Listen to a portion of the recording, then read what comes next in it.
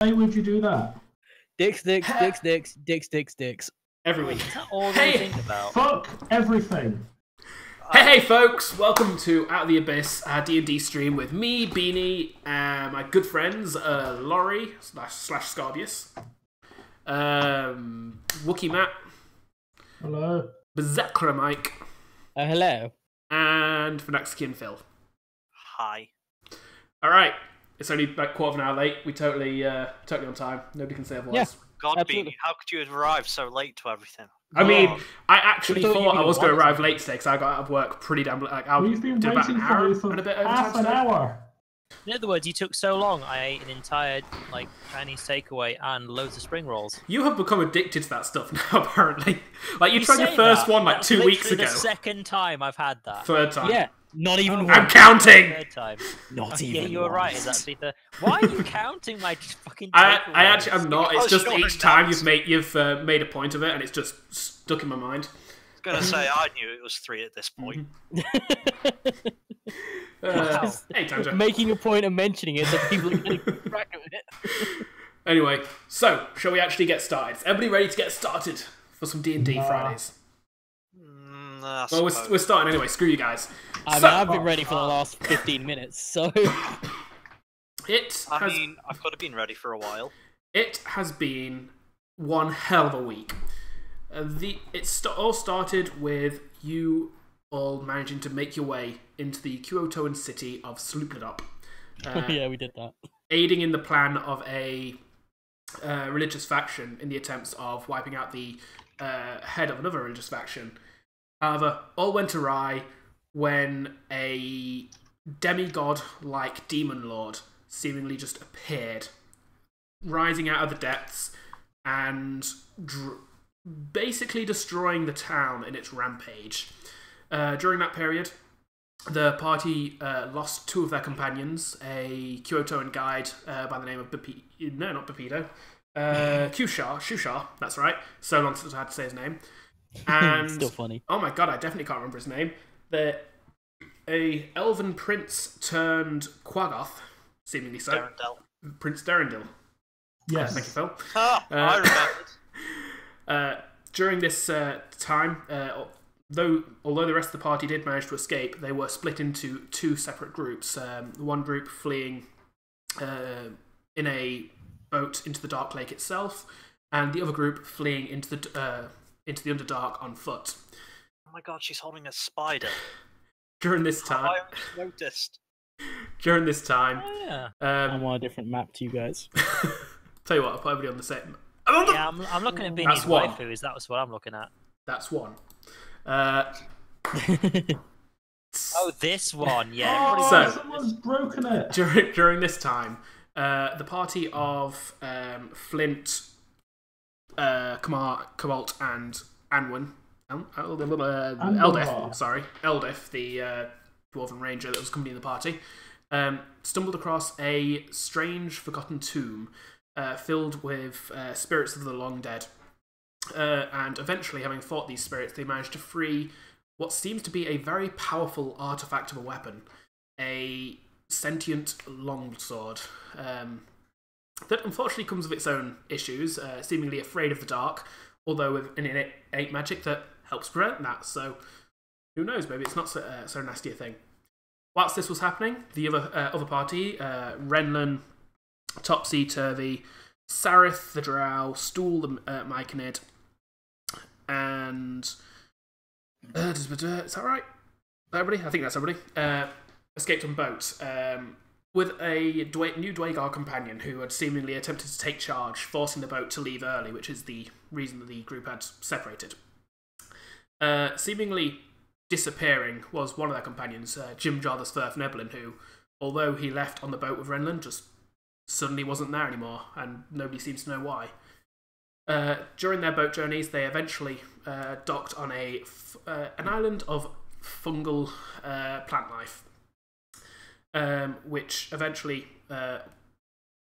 during which time there was a betrayal in which the Darrow party member, Rapido, attempted to repeatedly poison Renlan.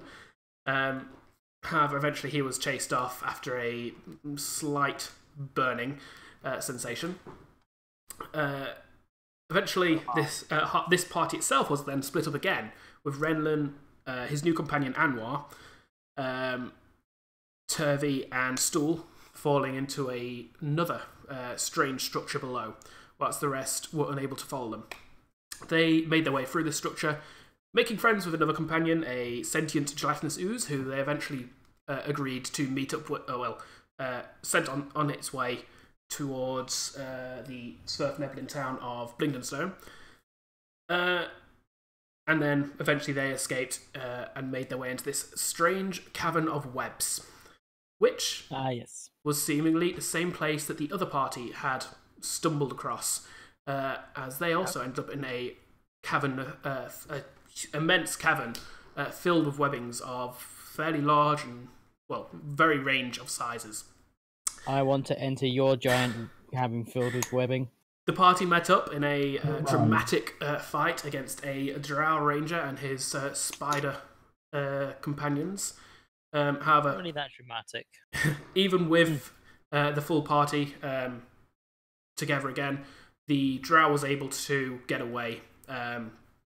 He did minimal damage to the party, but he was able to escape and possibly run for reinforcements.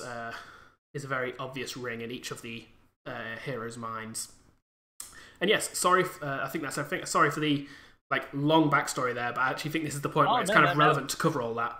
I think it's important to go over that at the start of every session, because I can't fucking remember. I'm not going to go that far back at the start of every session, but considering that we've just done the full loop where both sides have just reached over again, I wanted to cover the whole thing. Yeah, so for everyone watching, that's 30 hours all in I don't know. That is 5 about minutes, 8 episodes worth there. No, that's about 6 or 7 episodes worth.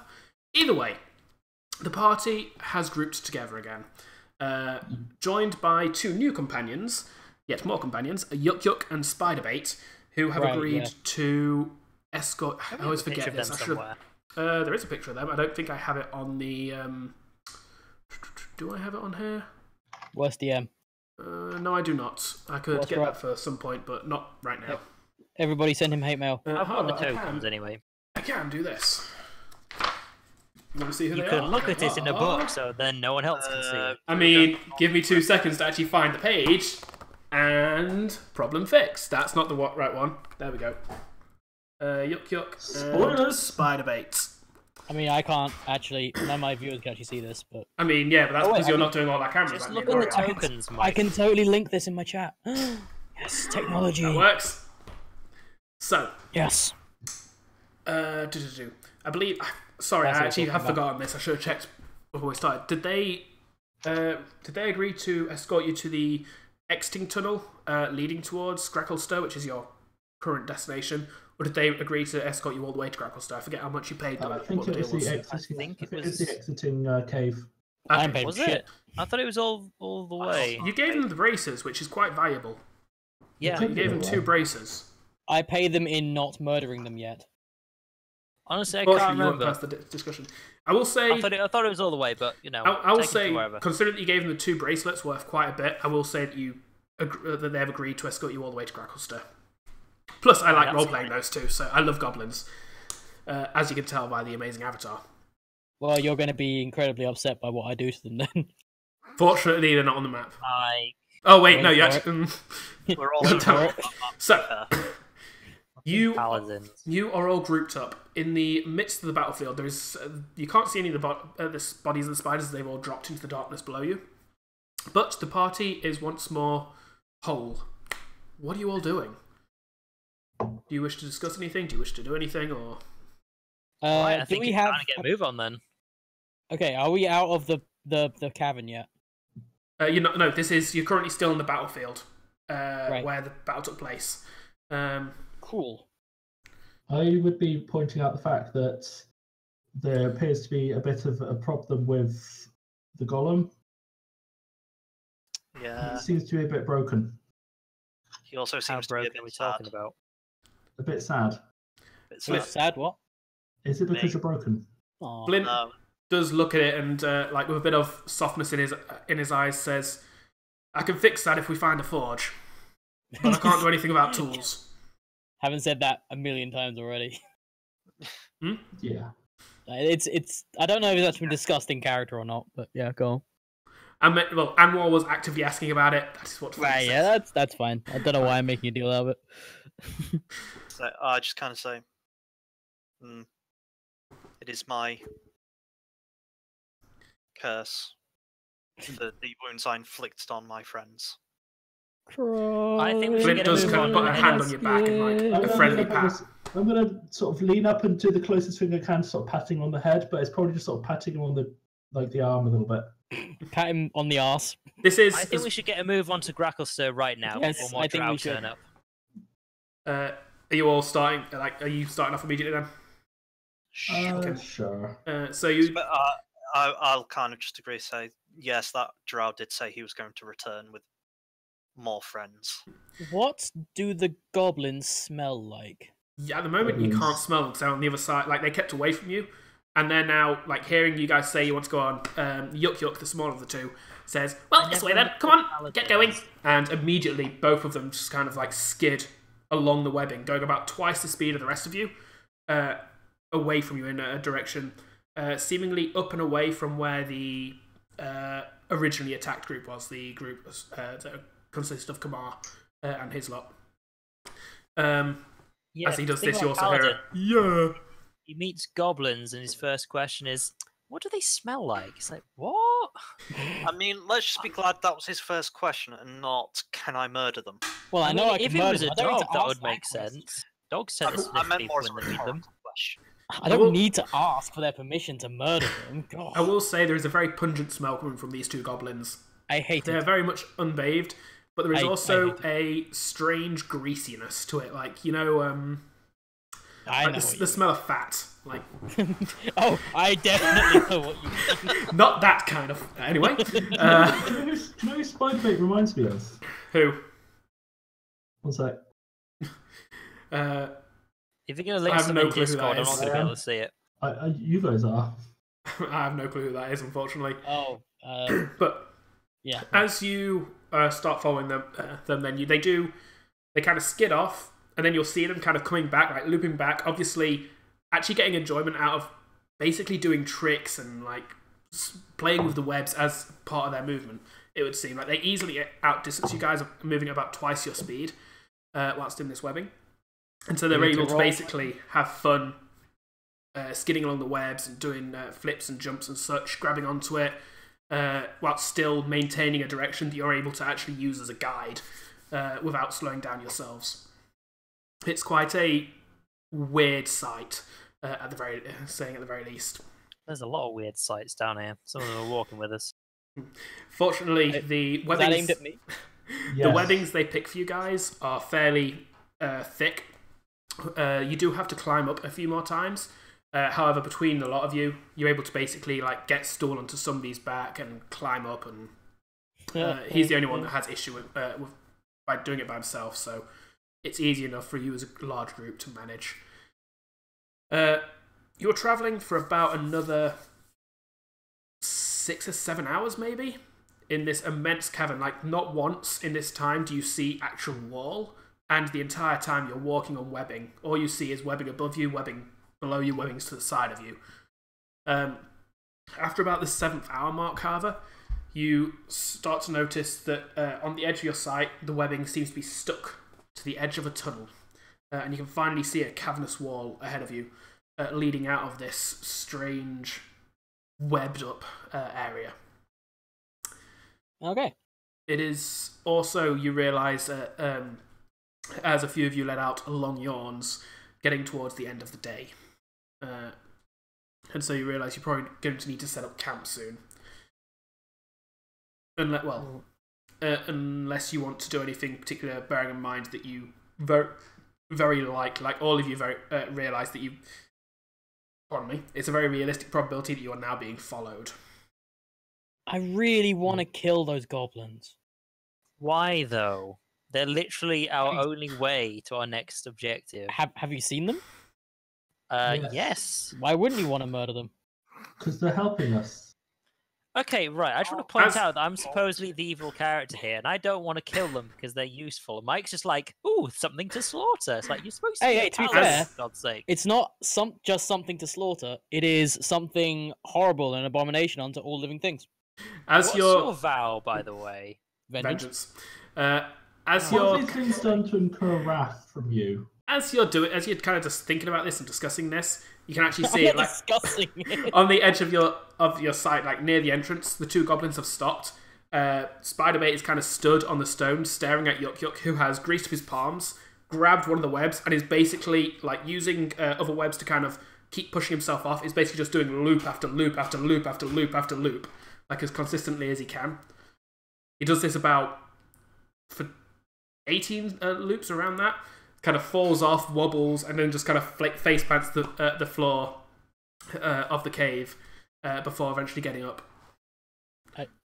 Okay. Obviously, I'll very just give dizzied. them a quizzical look. Spiderbait then greases up his palms and looks like he's about to do the same. Kind of looks like a little mini competition between the two of them. I think it's time we find somewhere to sleep for the night, somewhere defendable. I don't want to do that in the webs. Not a very nice place to set up camp. You'd probably burn down the entire cavern if you set up camp here. I mean, I'm not against that. I have realised something. We are currently missing 2 people. You are currently missing 2 people. Well, as far as Anwar, no, yeah, you do know that there is Topsy and Sarah missing. Yeah. For what it's worth, actually, the rest of the party, you realise that Topsy, Sarif, Bepido, and Jimjar are all missing. Yeah. Did they just not follow us up, or?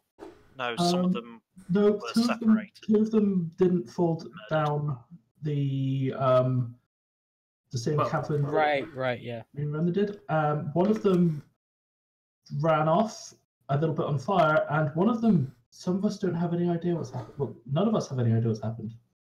Yeah, I have no idea. I was going to say... How's Turvey doing? Turvey is just kind of being very quiet and to himself. He's not really paying attention to it, but Stool is actually staying very close to Turvey at this point. Like, not in the same way that he did with Cobalt, but more of a this is the closest to a person he trusts at the moment. Like this is the closest to safety that he's got at this point. It's the last resort option. But Turvey is paying no attention to him. It's just kind of on auto at the moment. Hey, anyhow. So, I'm just going to say, find somewhere nearby then. I choose to not speak because what I might say may get us all killed. The goblins just kind of look at each other, kind of shrug, and then walk off into the tunnel ahead of you. I follow. I will also follow. Sure. This doesn't feel like a trap at all. I explicitly trust these goblins. Now, shouldn't. Let me roll a survival check for these goblins with their -1 wisdom. Paying. Hey, they're technically assisting each other. That's true, so I'll just say this is an advantage on one of them. So that's a 15. That's actually not bad. For what it's worth, Eldif is also rolling this because it's kind of her thing. She is shit. She's worse than the goblins, apparently.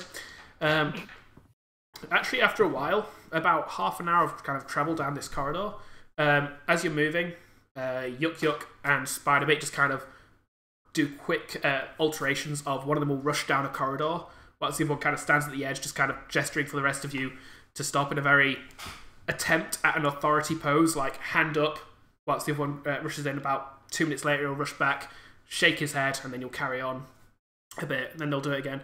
About the 6th time they do this, Spiderbait comes rushing out, instead of shaking his head, nods his head, at which point Yuk Yuk bares his chest in an authoritative Chest manner. is a bear. And says, this way, dead end, and rushes down. Wait, he said this way because it's a dead end. Because Yes. it's somewhere we can rest that's defensible. Right, okay. Or it's where he's planning to murder us. Yeah, I'm guessing this is a trap. I'm just throwing that out there. Yeah, good luck with that. I follow. Yeah, I follow also. You guys be nothing but trustworthy. I just kind of pat Kamar on the back and just like, there, friend. You're too untrusting. Alright. Let's see where this goes. You go down about 70 feet of tunnel until it kind of turns into a ovalish kind of room of about 20-foot radius at its widest. You can actually see that already by the time you get there, the two goblins have actually scampered up to two ledges on the wall, both about the size of basically just big enough to bed one creature each. So it looks like they've basically chosen their bed area for the night. There are a few other ledges up there. However, looking up, there is a roof. This isn't like something's going to drop down on you. It's just got got a rough wall that has a few ledge-like parts. What kind of shape room have we got? Do you want to quickly draw it on the map, or is it not really? I'll draw when we get to battles and stuff. I'm not going to draw every cavern you go to. I'll find a nice, safe place either side of the area, and I'll sit down and start reading my book. I thought you were going to say you're going to find a map there. We don't need to map out the entire system of the Underdark. Trust me, it's not worth it. I mean, if you could. We could. I'm not going to. I'd rather you did, honestly. It would give us the absolute factual accuracy of where we're standing at all times. Oh, Beanie, no. You said I'm sorry, but that's what that idea. That's what that idea did to me. I don't lie. If it existed, you'd use it. That's fair. Yeah, but I'm not making it. I'm not making that shit. That's fair. So yeah, you find a place to sit down. It's fairly uncomfortable. It's not. The ground is completely rock, so it's actually very uncomfortable. But you do manage to find places to, like, it's big enough for you to spread out a bit and be comfortable, at least in that regard. There's mushrooms and fungus around that you're able to salvage for food. Although there is no real water source, so eventually Eldith sets up a small, kind of like a very homebrew filtering method, using a pot and basically attempting to get water out of various fungus. It's not the greatest thing, but it's basically like mushroom juice, if you think of it that way. Oh, we gonna get stoned? Which, considering you've been basically living off mushrooms the entire time you've been down here, I just remembered in like the first session that we played of this, I nearly died so many times because I was eating random shrooms. Yes, you were. Yep. Memories. It was like episode 3, Didn't one of them freeze your hand? early. Try to freeze your hand or something? Something like that. What's It was the pretty early in. There's a lot of bad fungus in the Underdark, dude. I'm not surprised. I didn't think it was a good idea at the time. I mean, that's fair. That's fair. Good times. What's that date? All right. As you set up your watches and such as you normally would, just out of curiosity, is there anybody that you exclude from the watches? Just on a in a general thing, you don't have to say who you do putting on watch this night, because we don't need to get into that every night. I'm going to be going on. Excluded from the watches. It's someone else's problem, not mine. Okay. I'm going to be on watch, but I'm probably going to be trying to watch the two goblins as much as the door. Which is awkward, considering that they're literally on the opposite sides of you. Yes. Like, at the most, you can stand at a wall and look left, look right. Look left. Yes. Look right. I'm aware of how difficult this is going to be, and probably give me neck strain. At best. I would Roll assume me a perception check, Mike. What, sorry? Perception check. Perception? Sure thing, buddy. How do I perception? It is wisdom. Haha. +2 for my proficiency. Is this advantage, disadvantage? Nope. Like perception. super advantage? Just perception. 10 times advantage? Just perception. 11? Fuck. Cool. As you're kind of doing this, you kind of look left at the goblins, look right, nothing. Look left at the goblins, look right, nothing. Look left, nothing. Look right, nothing. Wait. Yep. I mean, the irony is, I saw that coming. Are you doing anything? Like, it does click in you that... Yeah, at the point where, like, the sparks have started connecting in my brain. Like, oh shit, they're not there anymore. It's only just clicked with me. God Do I get a perception check on this? Because I'm technically aware. I'll say that you get your passive perception at this at disadvantage because you are still resting, like you're not actively on watch. What's your passive perception, Phil? It's 14, but -5 because it's at disadvantage due to the resting, so 9. In which case, you you don't. Mine is still at all. better. Yes. So yeah, at this point, when the gears finally sort of grind into motion, like, oh wait, they're not there anymore. I guess I wake someone up. I will wake up the person I like most out of this band of misfits, and it's going to be Cobalt. Cobalt is already kind of awake, and Cobalt, that would be even more you approaching and I was probably going to say, you're sat there, you kind of see Kamar start walking towards you, and you're able to kind of turn your head, and you realise sword drawn. Is there trouble, friend? And I just The kind of walk around. the disgusting creatures that led us here have fled in cowardice. I look for the goblins. They're both laid down on the ledges that they've been laid down this entire time. I hate you. I kind of just turn, look, and just like... Is this payback for World of Darkness? How long has he been on watch for? Yeah, how long? Have I been on watch? At this point, he's been on watch for maybe 15 minutes. Of course I have. I just kind of... Friend, are you sure you should be on watch? Are you tired? I mean, I'm pretty beat up, so, I probably took a few hits to the head, but... Would you prefer to rest? I'm okay, do I now see them there? Yeah, like, they're there's both, no they're both magical laid there. shit going on. I just didn't No, notice. yeah, they're both there. You look Okay, left, it's goblins. Okay, I'll say... No, I'm fine. Just some disgusting goblin trickery. Like here. Do I hear them laughing? That was a snore. That was my terrible impression of a snore. A goblin snore. Right, okay. To be Does it exact. sound like laughter? No. Beanie, It sounds exactly like I just did it. Okay, if that sounds like last to you. I need literally any excuse. Why do you think they chose a ledge high up? Yeah, because Mike can't reach now, we all know that. That's exactly their logic. Fuck. And I say, no, I'm fine, of course. And I go back to doing the exact same thing I was doing before, keeping an eye on them and the cave door, or entrance. Roll a perception check. Yay! Let's see if I can get it better this time. 16, okay, it's better. Look left, goblins. Look right, nothing. Look left, goblins. Look right, nothing. Look left, crap. Oh, Where the fuck they go? In their sleep?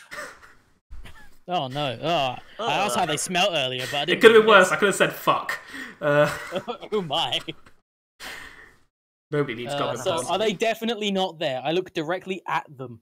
You look. Bear in mind, there are ledges high up on the wall. Like you can't see the whole ledge from where you are. Think of it as like you're looking up towards it, so the ledge blocks off some of it. At this point, they've been kind of dangling over the edge, like Spider-Bait, one arm kind of dangled down. Can I move into a position where I can see if they're still there or not? Not with the obstruction, unfortunately. Like, actually, roll a perception check or investigation check.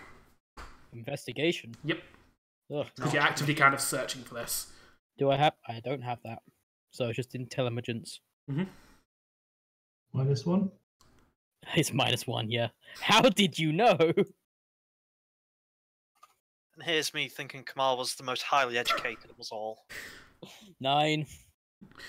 So, as you're kind of going around the room, you're staring at these ledges constantly, like completely giving up on staring at the entrance at all at this point. Like, Yeah, like more the bigger important threat shit is to right do. And you just kind of do a loop of the room, and eventually, like, it's not so much that you get to a place where you can suddenly see more. It's just that Spider-Bait just slowly lifts his head, like a really large grin in his face, just as if he's looking for you where you were. Then he just kind of turns his head to where you are, sees you staring, and immediately the head ducks back down. It's rolling insight. Wait, first of all, this is unconnected to what you just said. That's fair. He lives. Okay. Roll insight. Insight is wisdom, but I'm proficient. So, wait, am I proficient? Oh, I am. Surprised myself. I mean, you are a paladin. I would kind of hope you have it. Yeah, but he's Kamar. Lawful stupid. I hope he has it. Lawful stupid. Seeing this, you very much get the realization that they are just fucking with you. Like they saw you watching them, and they're taking pleasure in causing you a bit of confusion. Like they're Sounds mischievous. like provocation to me. Like, take it as you will. It's your character. I will add it to the list. For what it's worth, Cobalt, you kind of do see Kamar doing a loop of the room, staring at the goblins at this point. Like I'm gonna like just briefly stop resting and just kind of actually very consciously keep an eye on him. Okay, so at this point, because Kamar's I'm aware not they're on watch. fucking... Cobalt's on Kamar watch. Who's on actual watch? Yeah, this is what I'm saying. I'm now completely taking all eyes away from the actual watch to watch the goblins. Because clearly they're up to fucking something. Sneaky, dirty bastards. After about 5 minutes, they kind of roll back into their something? sleeping positions. Again, Spiderbait's arm dangling over the side. And start snoring away. Like, as if nothing had happened. I continue my goblin watch. I wish I had an encounter for this night. You watch the goblins for the rest of your watch. They barely move. Like, it seems like they're quite comfy up on those ledges. I'm happy. They should be comfy the night before they die. Eventually, the next watch comes. Do you kick the next person awake? Which would be Cobalt, we'll say. I do, yes. Right. And I tell And you them, get as to your rest. whoever it is, I tell them, keep an eye on those two. They're up to something. Dirty bastards. For now, I must rest. But in the morning, their time will come. I go to sleep. Cobalt, you have. Murder our guides. Sucking the thumb. Yes, I'm a big, strong man. I'm assuming you're keeping your sword out as well. Oh, yeah. You gotta keep the sword dangling out, you know? Well, no, it's more because your sword doesn't like being sheathed. Also, yeah, it provides a certain Yeah. amount of light, I which know. makes everything Yeah. very awkward for everybody trying to sleep. Yeah, we're in I sunlight do right now. dim the light when we're trying to sleep. For what it's worth, at that point, you do have slight, not weeping, but Yeah. it's very obvious that at that point, Dawnbringer is scared. Mhm. Like, she is scared of, well, yeah, the dark. Can you please As tell before. your sword to man the fuck up? As I said last time, and every time, I tell the sword that it's okay. I'm here. I will protect you during the dark hours. You sleep. Dawnbringer doesn't need to. It does make the sleep Obviously. awkward for you. I will say make a persuasion check, and that's to see if you get a Diplomacy. good night's sleep. Persuasion was that? Yeah.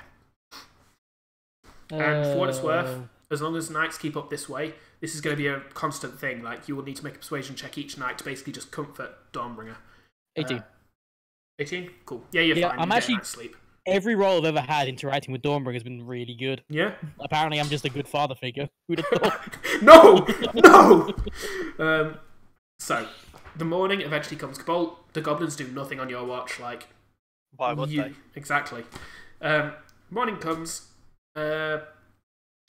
The group awakens, kind of gets together. The goblins, as soon as they wake up, kind of rush off into the tunnels, telling anybody who's awake that they're going to go check out the way.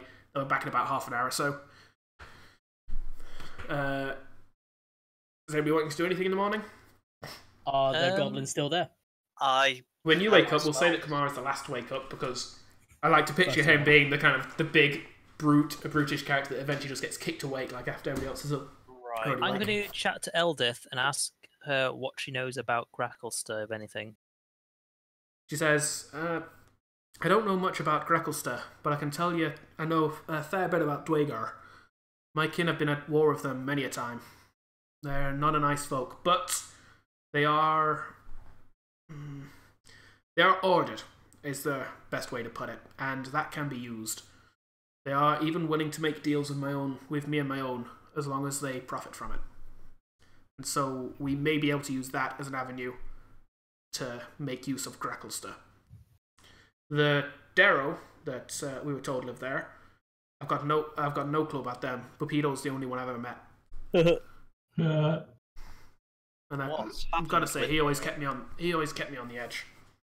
I'll actually ask Renlan what happened with the missing party members.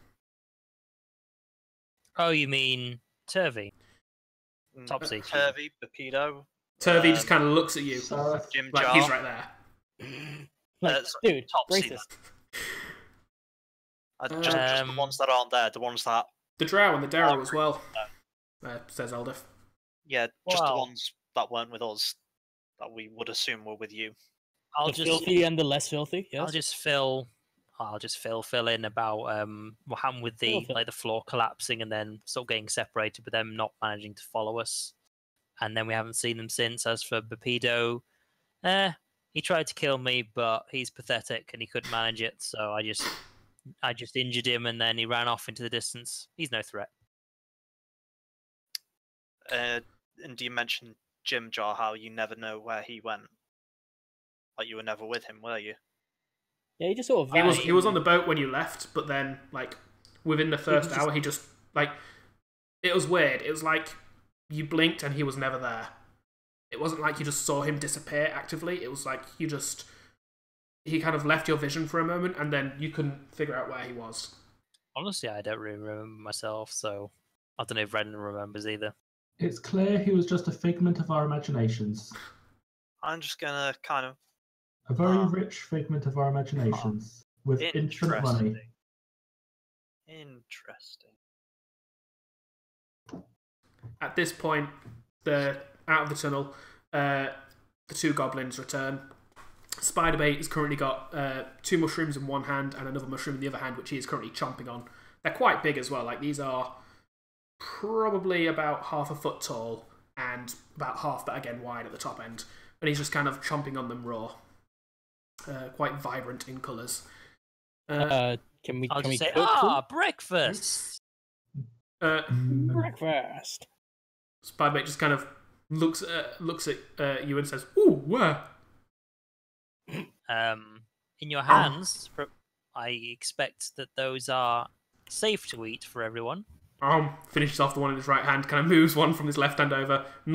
It's like he's looking at you, and it is very much the clear, not understanding what you're talking about kind of thing. Yeah. Like, I I'll just slightly. hold my hand down and just sort of go, he looks over his shoulder, and then looks back at you with a very confused look on his face. I'm very clearly gesturing to what's in his hand. This is very clear to you. You don't know why he's not reacting to it. The other mushroom in your hand for me? No, spider baits. Under my breath, I mutter. He takes a bite out of that as well, as if to make sure that you don't take it from him. You're gonna need just to going say they over heard that, to, Beanie. Kamar and just be like, I hear goblins pretty chewy. Not very flavourful. I actually also didn't hear what you said, Mike. What did you say? Sorry. I said under my breath, I say we could always eat goblin for breakfast. Yuk Yuk kind of smiles at you, a very cheeky smile, but Spiderbait doesn't seem to hear you as he's deep in conversation. Very intelligent conversation right now with Renlan. That's fair. Smartest goblin. Although speaking of breakfast, do we have anything we could eat? You've got some leftover juice that Eldif made last night, telling you all that it's probably better off to do the effort of getting the juice out of the fungus the night before as opposed to wanting to do it in the morning, as it just tire out before the day's travelling. And so there is a few... Basically think of it as like a small glass of orange juice worth of like breakfast juice for each of you in the morning, but that's all you've got available to you right now. Lovely. I'll turn to Eldon and say, will you be able to help us get some breakfast? Seems like the goblins don't seem to understand what breakfast is. I will prepare spells I now as think well. they understand perfectly what breakfast. They've got it. It is true. I had some on the way whilst we were, scavenging for our breakfast. And Spiderbait's just finishing his right now. Our breakfast is quite nice, actually. Eldif says, I can scrounge as we move, but we won't be able to move at a quick pace if I'm doing that. Which worries me about the drow. To be fair, I'm slowing everyone down at the actually stalled, also possibly slowing people down, but I'm only at 25 feet round. You are, but you can, without exhausting yourselves, you can actually move at a fast pace. It just means that you basically... so, just to kind of get you guys up to grips with how this works, it's been a while.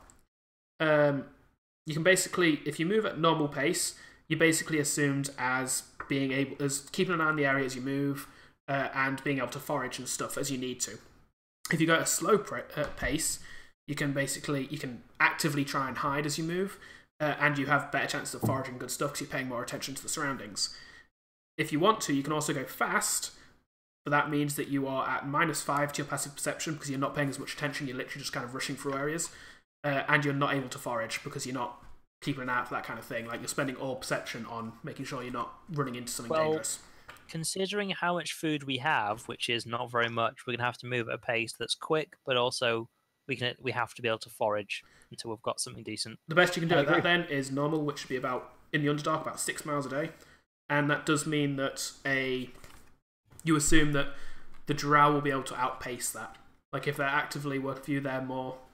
yeah, but if we have no food, we're kind of... That's fine. There. I'm just letting you know the facts that your characters know at this point. Like, the mechanics of it, so to speak. I mean, I'm good for getting more food on the way. Okay. Yeah. I just don't need to eat. Well, look at you, Mr. Robot over there. Then we won't actually need to move slower. Flynt says that he'll be able to find some stuff on the way if there is stuff on the way, he'll help find it as well, as long as we're moving at a normal pace. So is that the general plan? You're just going to set off at a normal pace, forage as you go? I will keep the same spells as I had yesterday. And yes. And then once we've got a few days worth of food that at least lasts us to Drakelster, then we'll actually start moving fast. You know that if you wanted to do that, chances are you'd have to slow down completely, as you won't be able to... well, first off, the goblins tell you it's a long way to Drakelster still. But two, you can't really gather too much on a day's journey if you're going at normal pace. You can basically just gather enough for that day. Maybe a bit more, you might be able to get the next day's worth. Things you have to move fast. At least I would say, unless someone's got anything against that, I think that's fine. Nope. No. All right, then. There you go. So you're going at normal pace and just foraging as you go. All right. So you carry on. You head out of the tunnel that the goblins led you into, and they kind of turn into a quick left turn and start running down the corridor ahead of you. It seems that just from the way they're acting, they might have explored this. This might be the direction they went when they disappeared for 30 minutes. Get a bit of scouting ahead. And in fact, as you go down the corridor, you can actually see a few patches of fungal growth on the wall. A few of which have very much been picked at in recent times. The largest of the mushrooms from each one having been taken. Very obviously, like, all that remains on them now is a few little mushrooms that you can take, but it's not really much more than a snack. Eldif and Flynt do kind of take these and pass them out just for you to kind of chew on for a little bit of snackish breakfast. And as you go on, you do start to find other things, including, after about 2 or 3 hours, you come across an area where there's an entire wall of, a wall that has various almost ledge-like structures of mushrooms. Like, I'm sure you know what I'm meaning. The almost umbrella heads jutting from the wall. Yeah. They're shelf something. Shelf, yeah. Well, they're shelf. Shelf fungus or something. I know what you mean. Yeah, they are shelves. At one point, you find these, and Eldif does ask if you can just stop for 5 minutes or so, as she kind of cuts away quite a bit of this. Hollypaw. And says, I can probably make something a bit more lasting with this, if we're wanting. Mushroom soup? I was actually thinking more... what it's called? Give me 2 seconds. Flambéed mushrooms. Oh, you can make wall mushroom out of it. Yeah, I like that. With this, I can make a mushroom dish. As in, like, a dish out of mushrooms. Don't eat it, though. It's poisonous. We've got a load of mushrooms. What can we make out of this? A load of mushrooms. No, I was actually thinking more like Trillimac bread.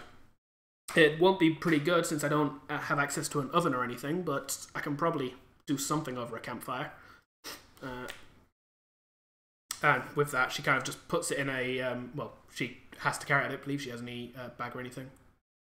No, she's got a small backpack or something that she would have scavenged from the drow back in the days. That she puts it in. As the rest of the day goes on, the tunnels are fairly consistently repetitive. it is just stone wall with every so often being broken up by patches of fungal growth all over the place. You do at one point. Sorry.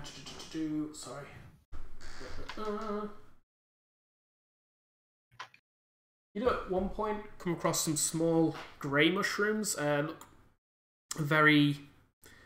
look almost mouldy in themselves, which is, it's fungus. How can fungus that's already mould look mouldy? But Impressive. It's almost bushy on the top of it. But Eldif does bend down, look at them, and nods her head and takes the 3 that are there and kind of pops them in a pocket and says, "These could come in useful later," as you carry on. The rest of the day goes by fairly smoothly until you reach the 4-hour mark, when suddenly you catch up to the goblins who've been kind of keeping ahead of you, every so often darting back to make sure you're going the right way at a turning or something. And you can see that they're kind of on the edge of what looks to be a ravine, looking down, kind of looking around as if trying to figure out what's the plan of action here. As you approach, they do kind of look back, and Yuk just kind of shrugs and then points to your right, like seemingly out of view of where you guys are right now. Okay. What seems to be an issue? Well, it seems to be a slight pit here. And by pit, I mean giant ravine. We could climb down, but it'd be risky, especially considering the walls are pretty smooth, and I don't particularly fancy the chances of big metal-clad folks like him heading down there. Or we could go along that, and he points again in the direction that he was pointing before. What's he pointing at? What's in the direction he's pointing at? As you have to kind of approach to actually get the angle of this, but you do see basically the tunnel ends, and then there is an 18-inch platform that goes along the side of the wall. This is about 1.5 feet. Right. So it's very thin. Like, for some people to go along that, they'd have to be back against the wall, kind of going along it. So 18 inches. That's 15 inches longer than my penis. Anyway, in other words, what you were aiming for with that one. Basically, Mike, cut off your penis, put it on the screen so we've got some sort of scale. You volunteered for this. You'd love it. What you're trying to say is that That's why I said do it. this path is more than wide enough to be able to walk across. For you, yes. For people like Kamar in their big bulky armor and Cobalt, it'd be quite difficult. As Renlan doesn't see hey, a problem with I this, have a he just whole- looks at it and goes, Well, "Yeah, next let's go that way." Doesn't It- seem like it'll be difficult. It is When you say awkward. when you say- It's not difficult so much for you, Laurie, but it is awkward since you are still a medium-sized creature. Like, this is still... when you say Yeah, difficult, but are you you risk talking falling. difficult Climbing. terrain or?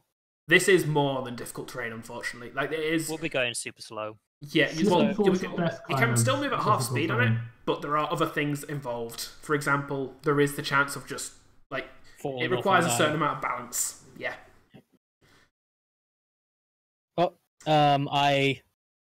I look towards the goblins and I say, "What is this? You trying to get us killed?" You asked us to guide you to get to Gracklester. This is the way to Gracklester. How far is it now? About a dozen sleeps, maybe. Dozen. Underdark's a big place. I can't be around with these things still alive for that long. I can't do it. You're going to have to. Realize if you kill them that Just talk we're to not your going to be sword. alive for very long Talk to at your all, sword, right? Kamar. Just talk to the sword. Okay. Yes. Pay attention to your child's sword that's in your pocket. They It's seem smarter they than seem me. to be nice. They're helping us. Quiet, sword. By Wow. sword you don't know. Let me be racist, Sword, damn I know what it! it's like to walk. The better bit about that is you're like, guys, talk to your sword. Like, I don't know what you're talking about. Quiet, sword. So How- So what you that doing? sounds about right. I'll walk up to the ledge and just sort of like I'm sort of inspecting, sort of go, and then sort of like look at the goblins as expecting them to go before me. Oh, Spiderbait kind of smiles at you. Yuk, gives a quick salute and kind of rushes off down the ledge. About 2 seconds pass, he rushes back, like punches Spiderbait in the arm, and then rushes off with Spiderbait behind him. I'll just say, don't go too fast. Some of us will have to go quite slowly along this ledge to be sure not to fall off. Gotcha. Yup. And I start making my way across. I will follow. I make sure to go last. Sure. Okay. I tell you what, I already put like a line of people here, but didn't want to put them in the correct order. What map are you on? Line of people where? Yeah. We're all on Cracked Mud. Cracked Top Mud 1. Cracked Mud 1. Where That's it the was. that's the webs. Yeah, Cracked Mud 2. that's Yeah. where we were. I am on the map Where are with we? You also go on Cracked Mud 2 if you want. Yeah, that's it's got the better some one for this, pathways I on there, I think. guess. I mean, it's also the case we're not on webs anymore, and that map is. Give me a got second, that. I'll enforce everything to the right map. There we go. Oh shit. So, Which one did you put us on? I put us on the one that we're using for random battle maps. Okay. The one I made specifically for this kind of situation. You're going to have to put them on Yeah, the just give me 2 seconds. page. Oh yeah, that's right. This is where we fought those aboleths. So, Anwolf. Sorry, told myself here. Renlan. Turvy. Stool. Is that everybody? Oh, you've got the goblins as well. Where are they?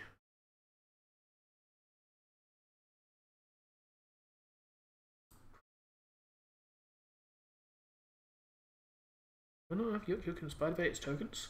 What? Why would I do this to myself? To be fair, this might just mean I have to use Pathfinder. Oh, no, there we go. I say Pathfinder goblins, but will do. Is Anwar's token supposed to be smaller than all ours? Yes, he's small sized. Right. Okay. Why is there a. Oh, it's still there. Alright, arrange them as you will along the thing. The goblins are obviously in front. I'll put them up. So I made a point of going last. What about Probably also be. What about I followed Stool? right behind. What about Stool? Is he capable of walking this thin ledge? He is. Yes, I would say basically my anybody fan else base small. needs to follow me.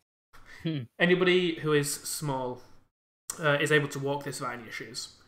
I'm more it's just meaning the that medium or because he larger. kind of just plods along. Does he have the dexterity to walk across a thin shelf, thin ledge?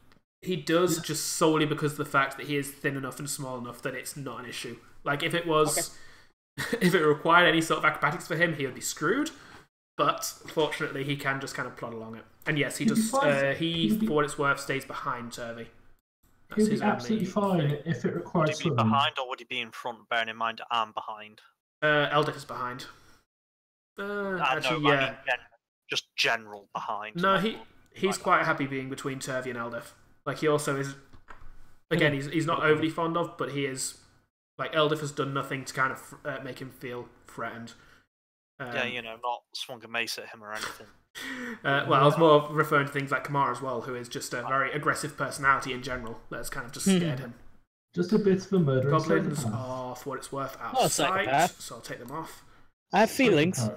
I'm not Psychopath. a psychopath. I have feelings. I'm a sociopath. So, Totally different. that is the order you're going in, yes? Oh, Sure. About I right. don't really care who's in front of me. I just know I'm going last. I would say similar sort of logic as you being one of the big bulky people. I would go at the back. I don't think that's his logic. That This was his logic. Was it your logic? You don't know that? This is a very awkward ravine, ledge, as I said before. So everybody who's It's on also- medium size needs to roll me a dexterity. Let's see what I say. Why gotta be dexterity though? I guess. It is a dexterity saving throw. A Saving dex throw. saving Yes. throw. Why are we saving? Why have we got to be saving? Yeah, don't complain. It's the chance of getting an extra proficiency bonus onto your check. Can I? Arguably acrobatics. I'm would give you guessing this isn't a high DC. Can I have advantage? No. In fact, I Thought I'd ask. was considering giving you people in heavy armor disadvantage, but I'm not a Yeah, dick, I so figured. I will be back. I'm not pushing too no. hard. Be back in a quick sec. Oh, Phil, honey, that's only a 2. Oh, there's Okay. only 2. To be fair, Is there's, there- there's a 2 in my roll as well. There's just a 1 before it, which means it's There's a a lot 1 like- before my 2 as well. Okay. Just on the other side 1 of the plus side. 1. So, here's a thought. Cobalt's probably about to fall. Yes. Can I catch him without falling off myself? Oh god, no, you can't. It's a fucking ledge, and he's a That's like up a to Beanie. golem. That's up to Petey. I'm going to make you roll a strength saving throw here, Mike. Okay, to see if I catch him. Mm-hmm. Interesting. Well, for reasons. It's a saving throw. Yep, and It's yeah. more, can you catch me without going over yourself, probably. That's fair, but why the hell don't I have this as a saving throw? That's just rude, is what that is. You've got You would wisdom have and charisma, don't you? Wisdom. I do, yeah, because I'm a paladin. But come on, Yeah. who needs wisdom anyway? Who needs to do Paladins, wisdom saves? Clerics, druids. Who needs charisma? Come on. I Anybody, do. anybody Where fighting my a damage wizard comes or any other from. spellcaster? 11? Ah, 17. So, 17 was my deck save. So, you were all going along this ledge for about 5 or 10 minutes. Like, it is long. You can't see the edge ending in sight. As you're going, you kind of back against the wall, really struggling. Like, those in your heavy armor especially, along with the dwarves, it would seem. Although Renlan is seemingly managing quite okay. Kamar, for his in his get the word I'm looking for is, but to his credit, has actually found quite a clever way of kind of digging his hands into the rock wall, like finding the cracks where he can, and basically almost like a rock climbing wall. Yeah, like face to the wall, kind of just Finding like the rock wall's climbing it. orifices and putting his fingers in them. Oh my. I mean, I'm not However, against that. After You are, about Phil, 10 no, Mike, you are against that. You're literally right up against that. I get it. After about 10 minutes, there is a issue that arises as Eldith Is seems it to that Matt's step. disappeared? Actually, irrelevant to Matt, so we'll keep going. She steps on a rock, which unfortunately causes her to lose her footing, causing her to slip and start falling. She reaches out and grabs Flynt, who also failed his dex saving throw and is pulled off. Who then reaches out and grabs Cobalt, who also failed his dex saving throw and is pulled God, off. you guys, how So, could you, how in could fact- you, like, put me down with you? As Kamar reacts to catch Cobalt, you kind of reach just out of instinct to grab him and grab all 3 of them, or at least all 3 of their weights via Cobalt's side, via Cobalt. Like, dig your hand into a rock crevice dear. and start to feel the pull of, like, you can't grasp hard enough. You have to let go of one. Wall or them. You have a couple of seconds to make this decision before it's made for you. God damn it. In-game. Beanie, I'm you're not trying gonna to be a split dick. the party again. Are you? This is the dice, not me. Also, you guys can figure out. Like, it's not like last time. I'm not going to drop boulders on you as well. So, I'm you not guys that can much figure of it a out. Half Tr- the party Trust me, dies Laurie. before It was we- more awkward for me when you got split up. I just wanted to do it for the sake of the story, not for the sake of my entertainment. Trust me. It made the story really hard to. For what it's worth, while he's deciding that, my AC's gone up. So when you hit the ground, it'll hurt slightly less. It's not how it works. Sorry, I just like Not how it that. works. I like the idea of, oh crap, I'm falling. Pulls out shield. I'm okay now. No, it's, So what is I your don't know, AC? it worked for Matt in World of Darkness. I've enchanted Hey, my. Maybe it's like a Well, parachute. what is your new What AC did then, I, Phil? what did I just 20 walk or into? 22. I heard my name. my shield out. So, for what it's worth, Matt, all you missed is a cascade of failed rolls after about 10 minutes of being on the ledge has caused Eldith to fall, grabbing onto Flynt, who also failed and has fallen, who then grabbed onto Cobalt out of instinct, who has also fallen, who has then grabbed onto Kamar out of instinct, and Kamar, failing his strength saving throw, now has the choice of either holding onto them or holding onto the wall. And I know full well that attempting to hold on will cause me to fall as well. Yes. Like I can feel that, right? But think about it, yes, Mike. that is very if much you the let case. go of the wall, those goblins you need to kill, they're over there. You're gonna miss those. Yeah, you see, this is the exact logic I'm employing. So I know. So. Yeah, but think about it. You let go of us. Right. That means the goblin to you ratio is higher. 2 seconds. That just means there's more of them for me than you guys when they finally Also, turn. there's more of them to fight off. That's not really a problem for me. Isn't it though? I literally ran after the Demogorgon.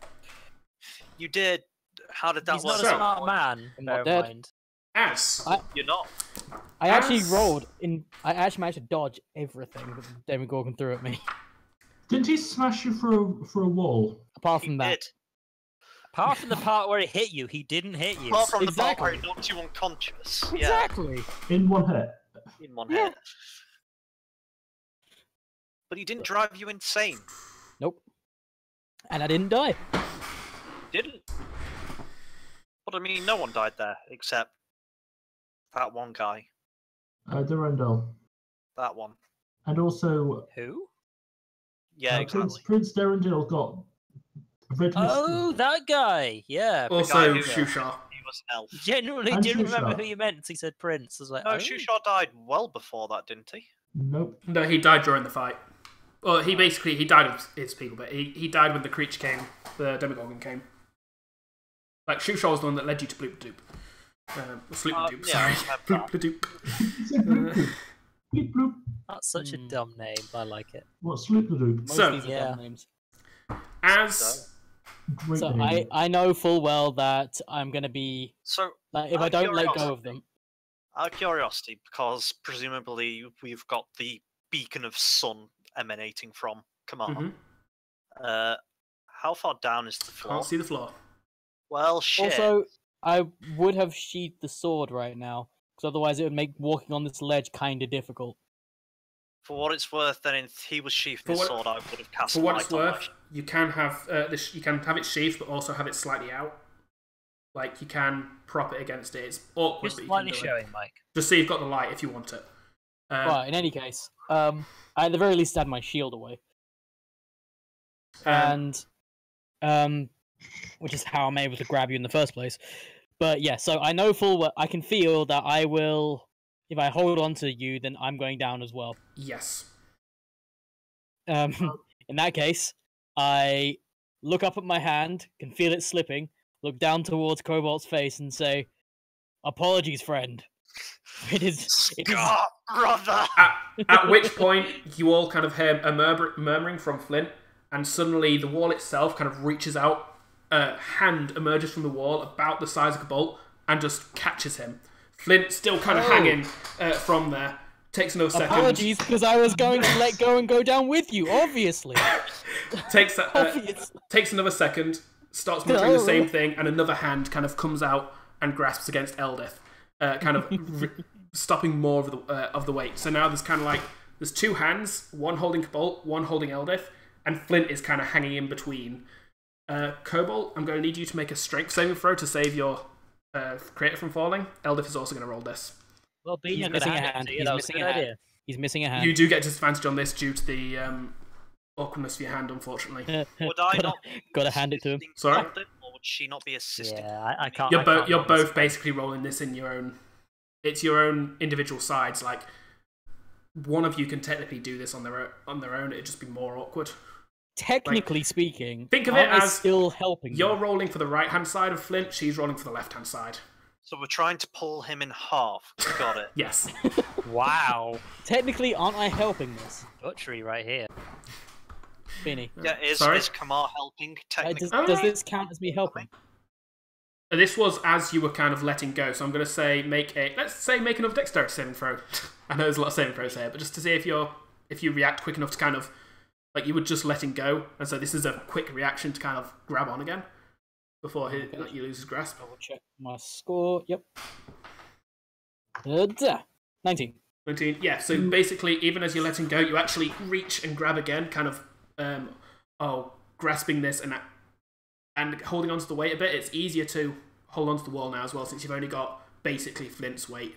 And So presumably posh I'm now just particles. a regular roll. Yes. Ah. Hey! Ooh. So, Now do it. between them, Eldith kind of holds onto one side of her new hand friend with one arm, and Flynt with the other one.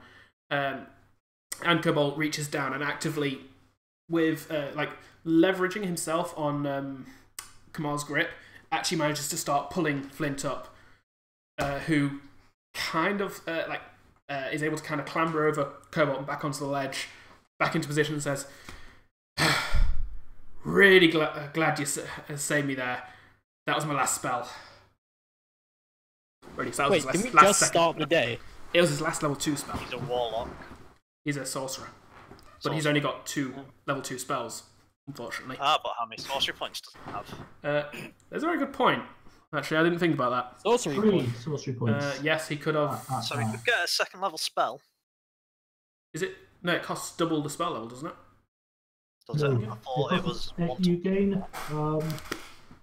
It's not really I- relevant I- now, but for the sake of future, I do actually need to know that. So 2 seconds.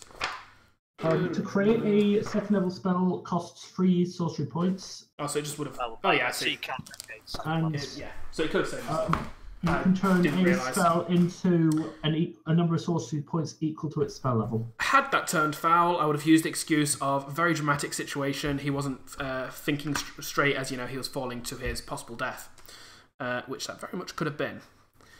Damn you for saving that annoying, cumbersome NPC. Anyway, So, you are all able to kind of clamber back onto the ledge, the 2 hands kind of giving away and crumbling away shortly after Eldith and Cobalt climb off them.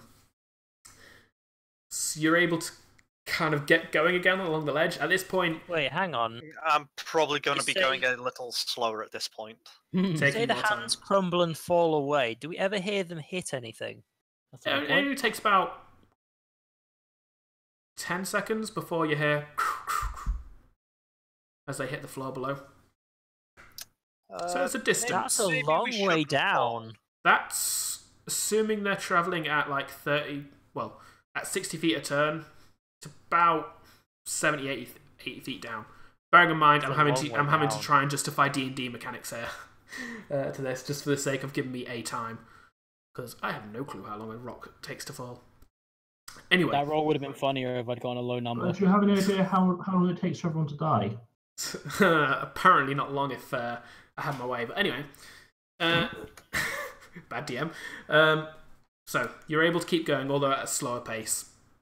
Both Eldith and Flynt are also kind of going at a slower pace after that fright. You do keep going though. And as you start going, you start to notice that the wall starts to have what you've come to know as... Pardon me, gotta find a name. As you've come to know as night lights, basically tube-like mushrooms or fungal growths along the wall that once they've been knocked, they light up and provide light. As you approach, you notice that these are already glowing. Bioluminescent. They I are can only guess it's bioluminescent. because the goblins have gone this way. The Yeah, goblins no, are they- far ahead of you as far as you know. You've not seen them since you got on the ledge. It would make sense. Shall we continue on then, comrades? I mean, if you look sort of to the southwest, there they are, just hanging out inside a wall. Goddamn godmothers. Anwar, There Renlan. they are, right there. See, goddamn no clippers. I was about to say, do goblins ever learn no clip? Anwar, Renlan, Eldith.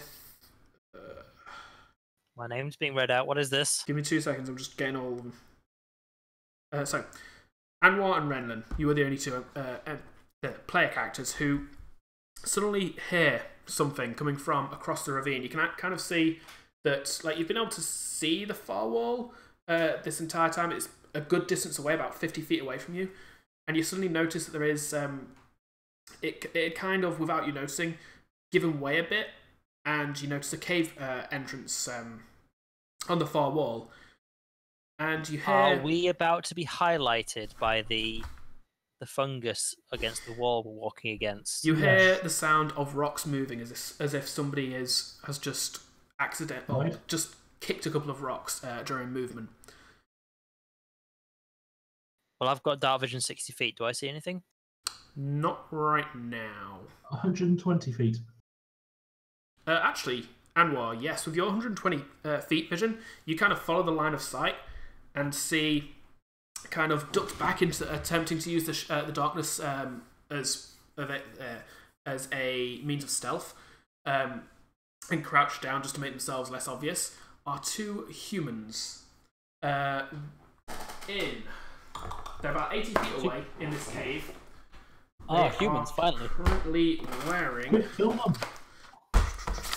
Are they cultists? They're wearing leather armor and have crossbows drawn. Is and that they why do. they're trying to hide? They are kind of. It seems like they're basically they're watching your party intently, like using the, as you suggested, the light of the night lights to see you. Sorry, I can't hear you guys. Were they actually standing on? Are they kind of like half climbing on the walls or something? No, they're in a cave. As I say, there is on the opposite wall to you. There is a cave entrance. Yeah. And you can see they're there's two humans. You can see they've got swords on their belts, although it's quite obvious they're more than happy with these crossbows at this distance. We say that only Anwar can see this, can't he? Only you can see this. As they kind of lock eyes with you, they realise that they've been seen, and they immediately lift up their crossbows and are going to open fire. However, everybody who heard the noise is able to act in this initiative on the first round of this initiative. So, Renlan and Anwar, you both get to roll initiative for the first round. Everybody roll initiative anyhow. Shit cakes. Oh boy, I love rolling Is initiative. it just initiative, but everyone except those two is surprised? Yep. And Eldif also spotted this for what it's worth. For what it's worth, I was giving Cobalt and Flynt a -5 due to disadvantage due to the fact that you're more focused on actually just not falling after your adventure. Damn it, So I was being a little mean there, but for reasons. That's fair.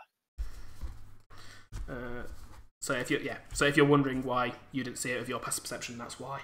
Also, they rolled a bloody 6 on their stealth.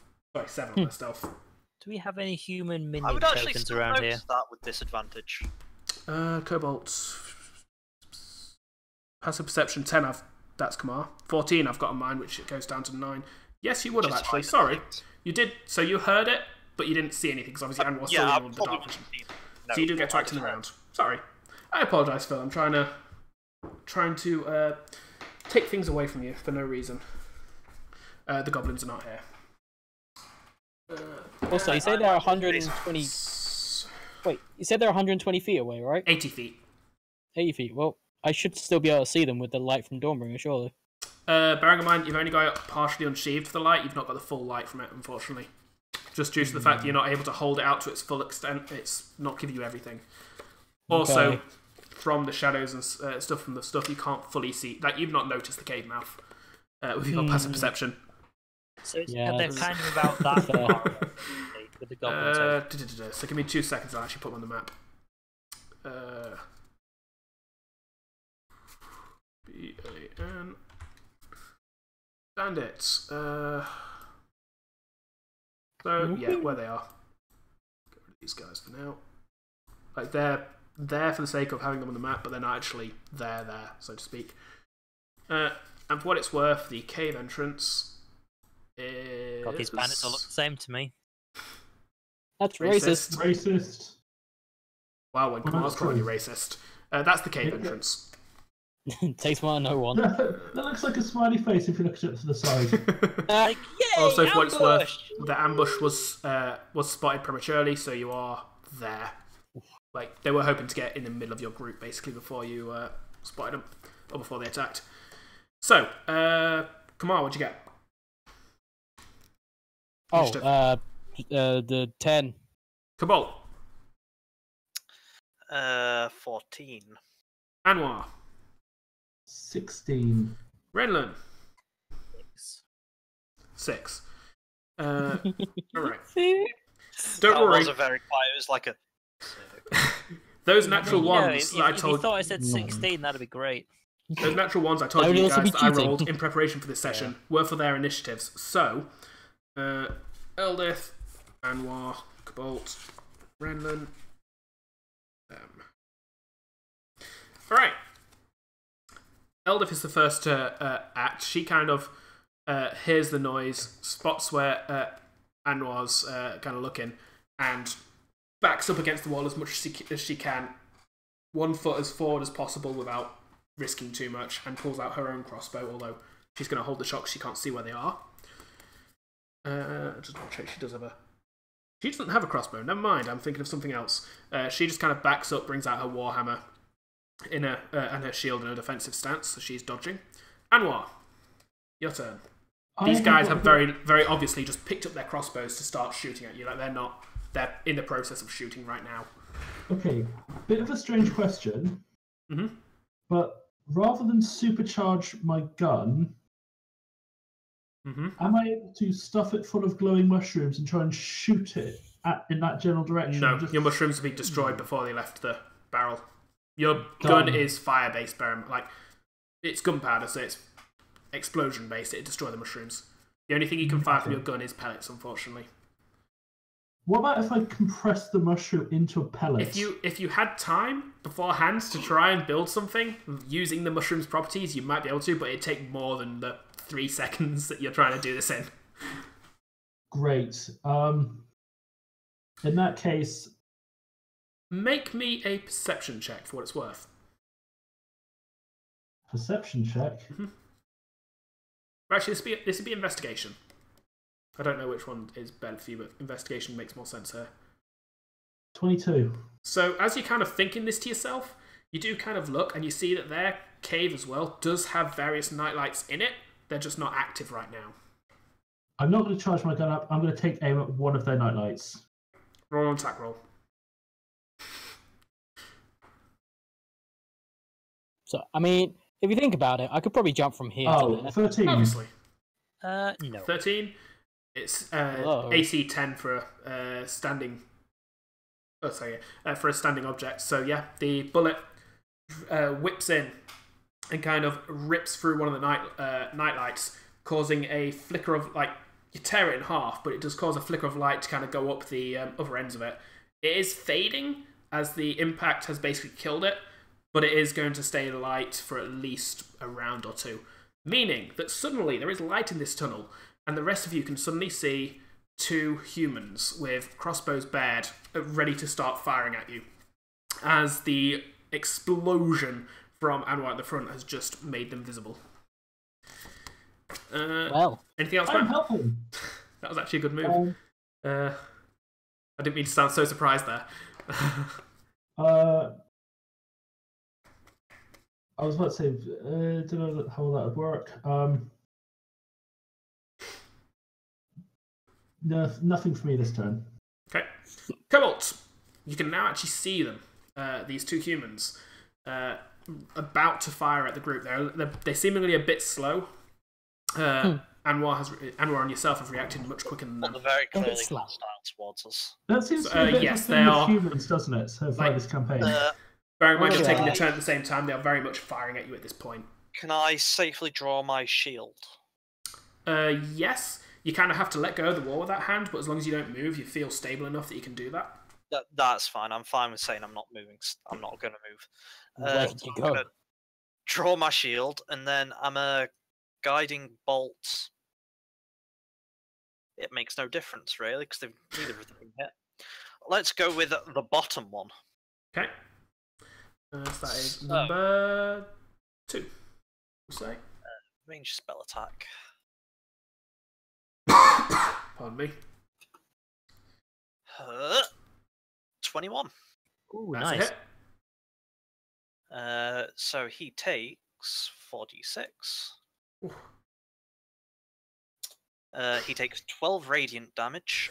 So, as this bandit kind of brings up his crossbow to He bear, does, doesn't he? he brings it up, starts firing, and even as he does this, his eyes suddenly whip around to this bolt of light that shoots out of the darkness and crashes into his face, like cracking his skull actively on the right side and causing him just to slump against his friend to his left, who just kind of looks at him, kicks him off, and then brings up his own crossbow. I mean, okay, I Peter guess didn't it's forgive him. really mad, but for what it's worth, the next person to attack him has advantage. His friend just used that when he kicked him off. Advantage on getting this the fuck off me. Advantage on getting him off. I actually looked down, kind of sad, because like, What? Come on, they can see us. Don't get me off now. Later. Anything Later, else, Harold. Phil? Later. all I do is bring pain and suffering. That's what we need right Anything now. else, or is it? Goddamn your emo turn? robots. That's it. Alright, Go Renlan, back. your turn. Go back to Hitchhiker Guide of the Galaxy where you belong. So one of them's died, One of them is as Yed. far as I can see. The first attack has killed one of them. One The of other them one has killed. is aiming currently at the group. It looks like he's about to aim it. It looks like his aim has just shifted, actually, towards Cobalt. Fucking bring Right. it. Well, I'm going to cast Blade Ward on myself, then I'm going So to for what continue it's worth, moving. my shield would also be lit up, so... I'm guessing it'll be half. Sorry? Is it? Uh, Blade Ward myself, then I moved, which I'm guessing is going to be half. Seeing as yes, we're- it is on the ledge. Right, that's my turn. Okay. Did you just Blade Ward and book it? Yeah. You What's say this book about? it, Blade Ward, and clearly this isn't really my problem. You've just insta-killed one of them. I mean, come on, I'm a busy man. I can't just kill everything for you, can I? Yes. Jeez. I'll settle for anything.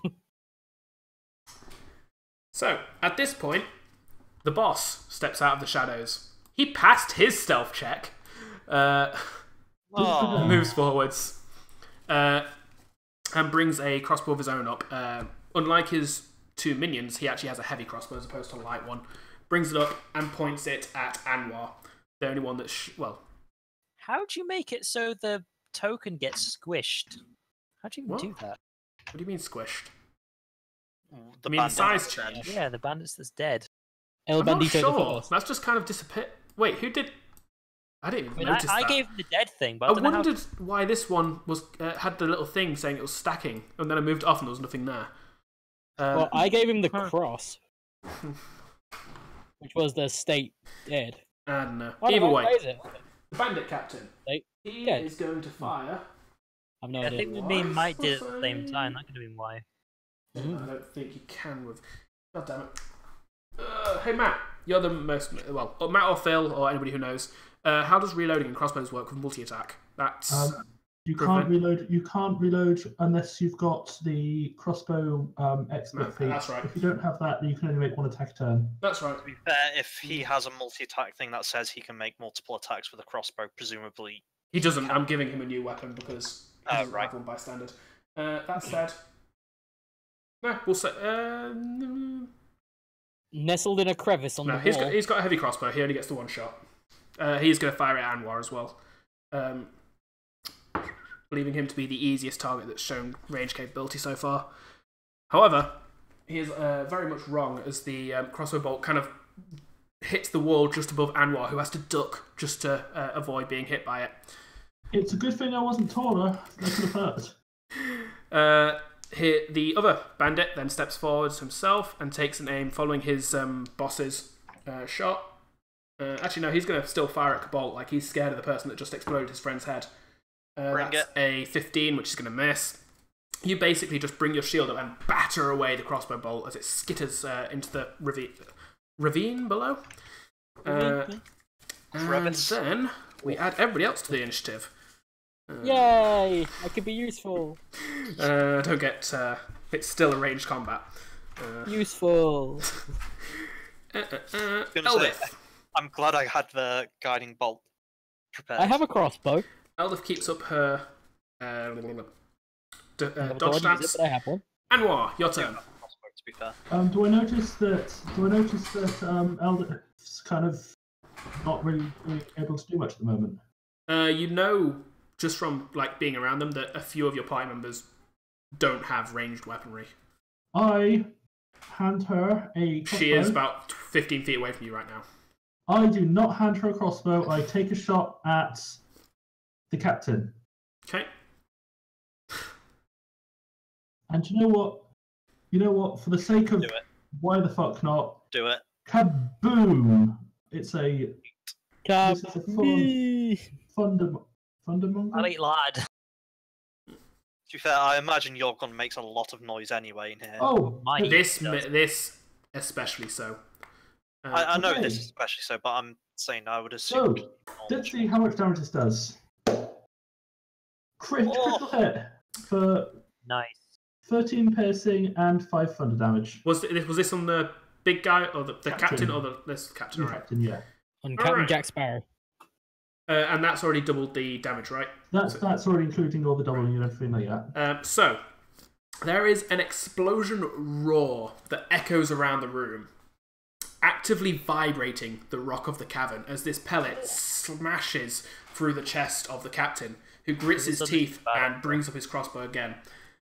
However, I want everybody within 20 feet of Anwar, so Renlan, Turvey, Stool, Eldif, and Flynt, to roll me dexterity saves as the explosion and the vibrations that it's caused is causing the ledge to disintegrate just enough to cause dexterity saves being required. I hope that's enough. 13. Have you got inspiration?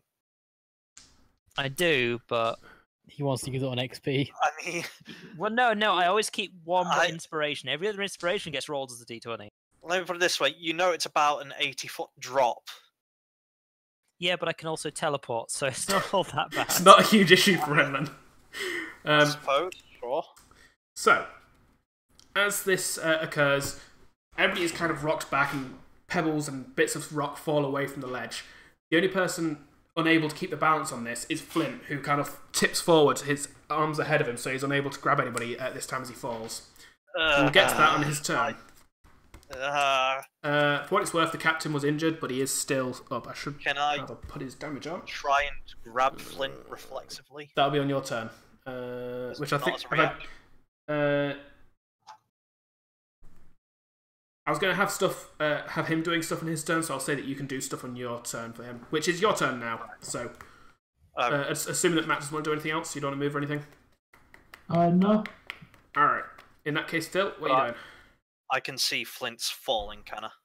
Flynt has, he's tumbled. He's basically arse. His arse is the only thing on the ledge at this point. I'm gonna just. We've got to grab that ass. No, his lower ass, his lower body, I guess, not just his arse. Like, I'm going to somewhat violently just kind of shove him back into the wall, just making sure he's not falling. Make a dexterity save.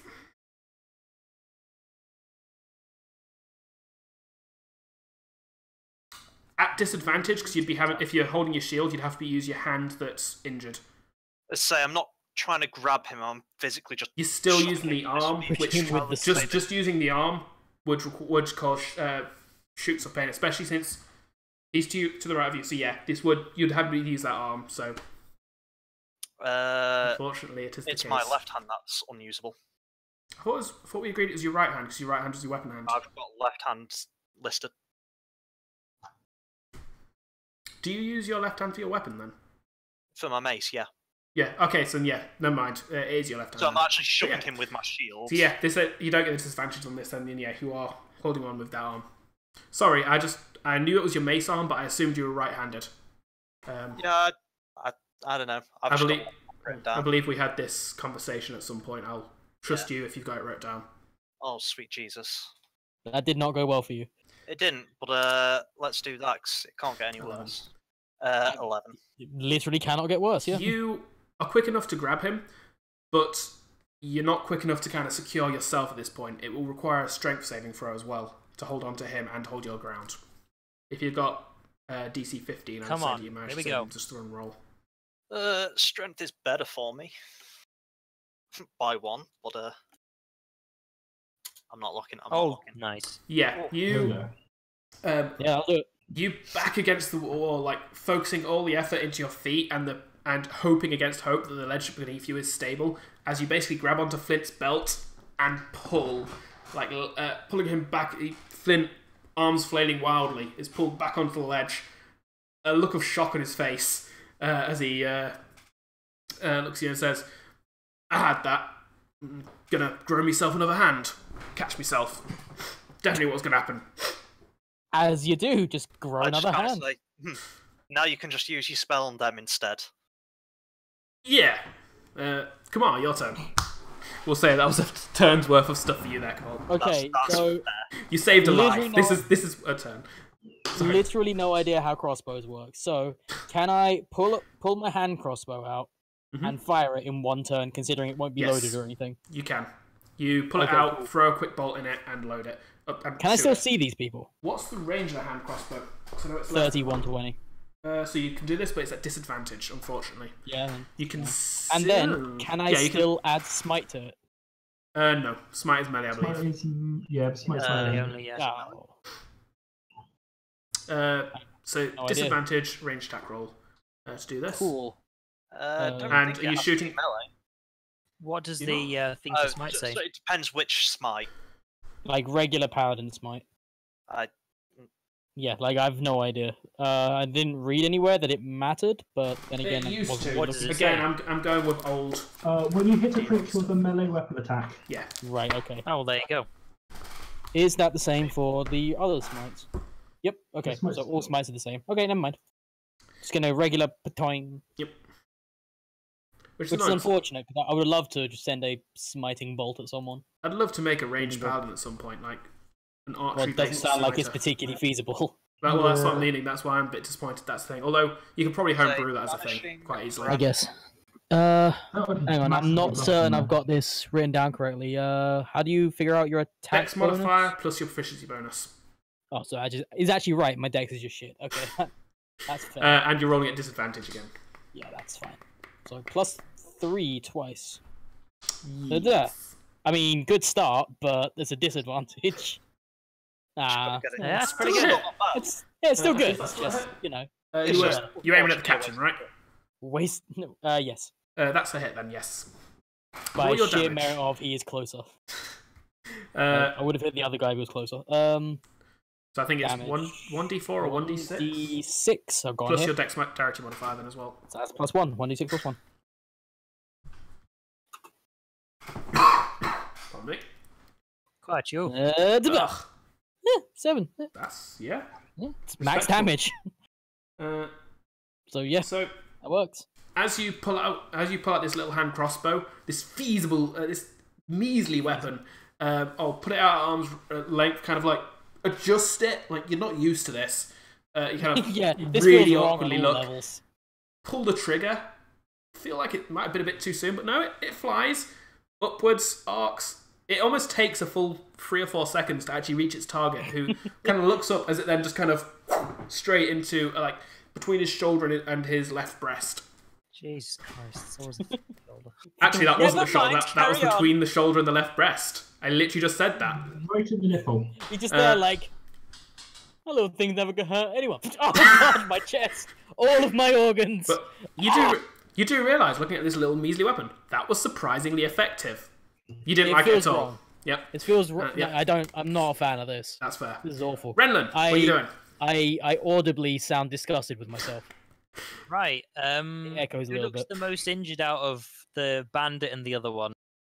It's you can kind of make out where they are due to the light being present there. However, they are still at a distance, and it's hard to see. It's hard to make out the details, considering In that. that case, I wouldn't be able to tell which one the captain is, so I'll shoot for the one that's closer to me, so the non-captain. I will say that you can make out details like you can see that there's one with a heavy crossbow and one with a light crossbow, just due to the sheer Yeah, size of them. Like I would have gone for the captain, but only if I knew that was a captain. Whereas I'll just go for the closer one because that just makes sense. So Fair enough. Blah! That is Roll your not correct, damage. unfortunately. Let me just double check that. If I remember correctly, yeah, that is not a crit. This is why I don't really like using those macros. They don't seem. Well, that's the thing. I can't remember if I've made it so it tells me if it's a crit or not. I was Anyway. going to say, if you make it like max, where it actually tells you what the Oh, roll is. either way, that's max damage anyway. 13 force damage. So So, I've got it as well, where it shows as- the whole thing of what you've actually rolled as well. Yeah, I like was gonna those say macros. That's good. So as you throw out a green orb that flies that through is the a air, No, rolls you through are the right. air. That is actually a crit. Sorry, No. hang on. You only have +3 spell attack? That seems wrong. No, that was not No, correct. sorry, never mind. Ignore me. I was going to say, your charisma alone Yeah, is it, going to be higher than that. it would tell me if it was Uh, It would tell me if it was a crit. So the Ignore me. green orb flies through the air. Seeing this magical attack come in and remembering what happened to his friend, the bandit who's just about to bring his crossbow to bear for another attack lets out a shriek, brings up his arm to block it, and you actually see the orb hit and shatter his arm from the elbow upwards. As he lets out a cry of pain, being reduced to 1 health in 1 attack. Damn it! I need fucking temporary shield. I need to murder something. Anything else? Anything else, Laurie? Yeah. I mean, I've got places to go, man. Fucking bandit's not going to slow me down. Stool backs as close to the wall as he can. Turvey brings out his own crossbow, I believe. He does not have a crossbow. Oh no, he does have a hand crossbow. I offered him a crossbow and he said, no, I don't want a crossbow. Look, I've got so many NPCs to deal with here. He brings out his crossbow, fires at the recently injured. Oh no, he's just going to fire at the captain, holding onto the hand crossbow with both hands. And it does fly into the captain. Scoring a natural hit for 8 points of damage. God damn. These hand crossbows being surprisingly effective. Alright. It is then Flint's turn. Flynt nods at Cobalt and says, alright then. And is going to cast a spell. Just give me 2 seconds to get the details up. It's not going to be that spell. Yeah. I don't think he has a spell he can use, actually. No, I didn't really. He wasn't really built for long-ranged combat because it's meant to be. It's cool. Neither am I. I'm making do. It works. What works? Sorry, just give me 2 seconds.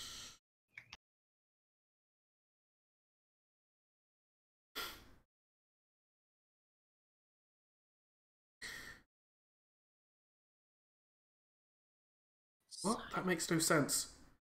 You make no sense. What's that? So, I'm just going to read this out. This is the catapult spell. Basically, you can send an object flying for a certain distance. If the object would strike a creature, that creature must make a dexterity saving throw. On a failed save, the object strikes the target and stops moving. In either case, both the object and the creature take 3d8 bludgeoning damage. That seems off to me. Like, I feel like that should be halved if you pass the dexterity saving throw, right? No.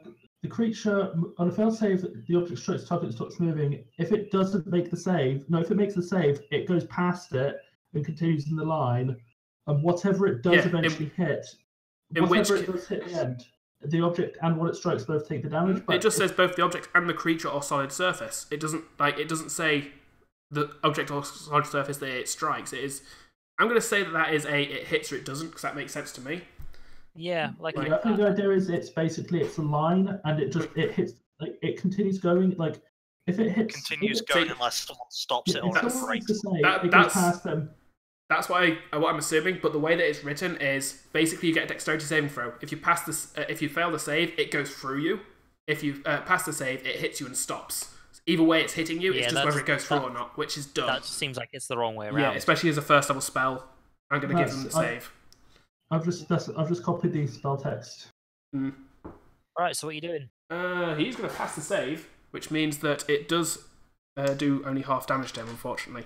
As suddenly Flynt kind of flicks his hand, and a rock from the ledge just flies into the cavern that these bandits are in, and strikes against the captain, who ducks back against a wall.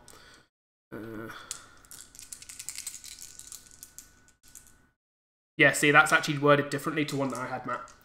The one that I had is... they've got those reworded things. In which case, that actually means that he passed his dexterity saving throw, so it just misses him entirely, the way that one was worded. So... That seems fair. At the very least, even if it's not intentional. It is fairly high damage. So yeah, he just kind of steps back and the rock flies into the cavern beyond him. If there's a guy behind him, it would have been fine, but... actually, from Flynt, I will say that the other one has to roll against it. Choose the angle. He can aim that. The other one fails it.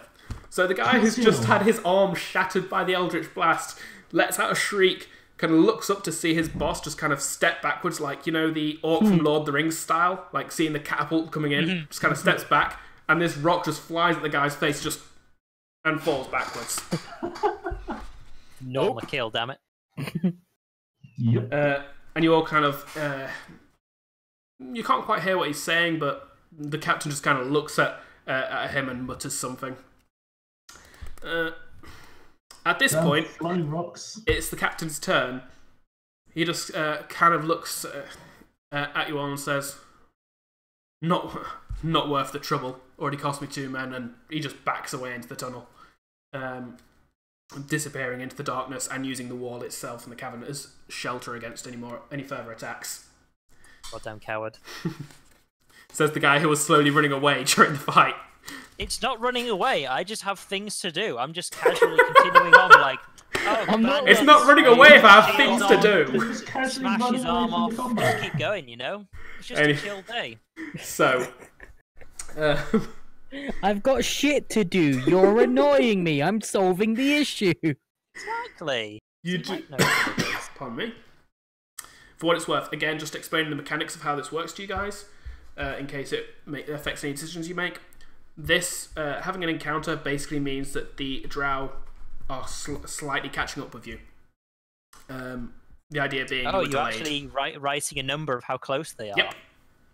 I've had this the entire game. It's just See, now that here's it's the obvious thing. I'm explaining it to you guys. Like, I'm imagining you're not gonna like fill in the answer to this question because, of course, like it's more of a surprise than anything. But I just imagine that the people who are all the way back from the prison have been following us for weeks, just trying to catch us up. That's what's in my head. It's This- like, fucking hell, they're a bit desperate. Aren't they? This was suggested to you by members of the party who know of the drow, and it was explained as you were slaves belonging to the Spider Queen at this point when you were being kept prisoner, which means that for you to escape is not as much a blow to the ego of the drow; it is actively a blow to the ego of their goddess, meaning that yes, you are very likely being followed by them. I just Like, like the idea that they they're need to following get you our back. radar. Doing. Like, they get you I back, just like- otherwise they are probably going to be in some shit with a being very powerful. Sorry, I thought I had The a thing knock is, on. if they're chasing us and they're following directly behind us, that means we're like killing everything as we go. We're leveling up. Eventually, we're just going to turn around and fight them. You're assuming, So they're they're, like- you're assuming they're not doing stuff like hiring mercenaries with his pet spiders. Not very Yeah, effective, admittedly, but Or human bandits who try and ambush you in the dark. who They're knows? not good at it though. Who knows? Anyway, Also, you I'm say, just you surprised say that there's leveling humans up. down here in the middle of fucking so nowhere. fortunately, none of you were damaged by the bandits because that was going to cause another dexterity saving throw. 2. So, XP? what are you guys doing? We'll do XP at the end as always. Oh Okay. wait, is the fight over? Fight is Yeah, over. He's run off. Oh. Coward! I shout across the place. You kind of Wait. shout that and then look down at your measly hand crossbow. You actually find it kind of relieving that you don't have to kill a guy with this. No. I think this is even better. He ran away from this of all things. It's like, how much more cowardly can you get? You Ran then- away from effectively a pea shooter. I'm just thinking As- of Men in Black right now. It's like, I've just got this hand crossbow and he just legged it. As you kind of chuckle at this to yourself, you kind of look and see Anwar in the distance, kind of putting away his giant like boomstick thing. No, it was definitely a crossbow that did it. Obviously. And Not the guy who just made one of the head explode. also that, or the guy that Yeah, destroyed. but if an they're arm. in melee range, though, you know.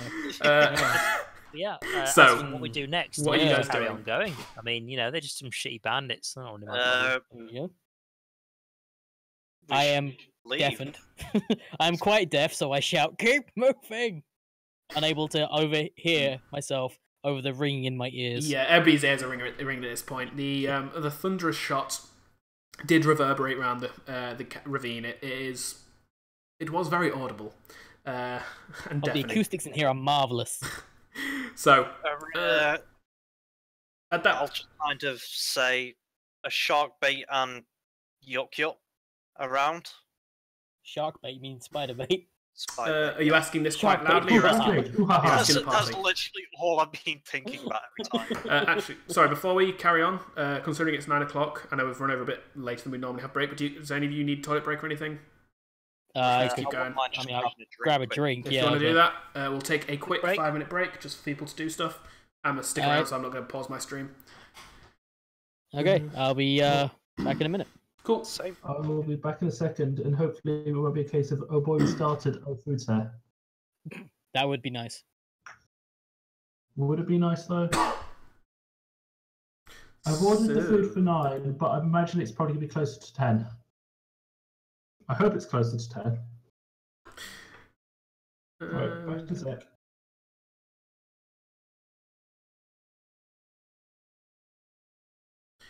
I'm being total professional in my stream and checking out what other YouTube things are happening. Because I am the horrible, horrible addict. Well, it's both of those two talk to their own streams, apparently. Gah! What horrible, horrible people. Not ignoring their stream like I am. Ugh! Ugh! But yes, I hope people are enjoying the D&D streams. I am very much enjoying DMing it and doing horrible, horrible harms to my good friends. Actually, I don't think Laurie's muted me, so he can probably hear me right now as he talks to us in the chat. Like, yep, he's nodding his head. So I can't say horrible things about him, but I can say horrible things about the rest of the people here. All of which are horrible, horrible... No, that's just Laurie. Never mind, sorry. Yeah, I actually can't say anything horrible about the others. If Laurie wasn't listening, like, I'd be able to insult constantly, but he's listening. Pinky out like a proper Brit there, Laurie, as well. Well done. But yes, I hope people are enjoying this. I do love my D&Ds. So yes, and I have many, many plans for this campaign as it progresses. Many, many horrible things I get to do to the players, and specifically their characters, not the players. I don't get to do horrible things to the players, not yet. Not since the law has been passed. Specific law preventing DMs from doing things to their players. It's a weird law, very geeky law, but it needs to be put into place after the horrible, horrible events of the great D&D massacre of 2016. I don't know if you guys all heard about that. You know, the one where the DM basically said, you know what, fuck this shit, I'm gonna kill people. And yeah, it's not funny. I don't know. It's not a thing. I'm really just babbling for the sake of babbling. Because babbling's what I do. It's just what I do here. I mean, usually I play games and babble, which actually makes the babbling a lot easier, but it's difficult when you're just literally just sat here talking at a camera, like nobody else to help you. I don't know what I need to do here. I'm scared. I'm not used to this. I need to open up a game. I need to have some sort of game here. I just don't know what to do. God damn it, guys, get back here quick. Need help. Need rescue. Not professional streams. Yeah, they'll come eventually, and then I'll murder them again in character, not out of character. Again for the whole D&D massacre thing.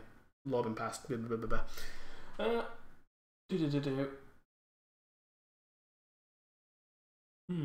Actually, forgotten what my next plans were for the party. Let's see. Oh yeah, that's right. I was actually a little premature. I tried to memorize things as opposed to my written aids, I guess you could call them, and I got two things mixed up, but that's not an issue. This is fine. It is good. Oh, Mike's back. Please unmute yourself, Mike, so I can talk to somebody and not be babbling to myself. Please, save me. Nope, he's not.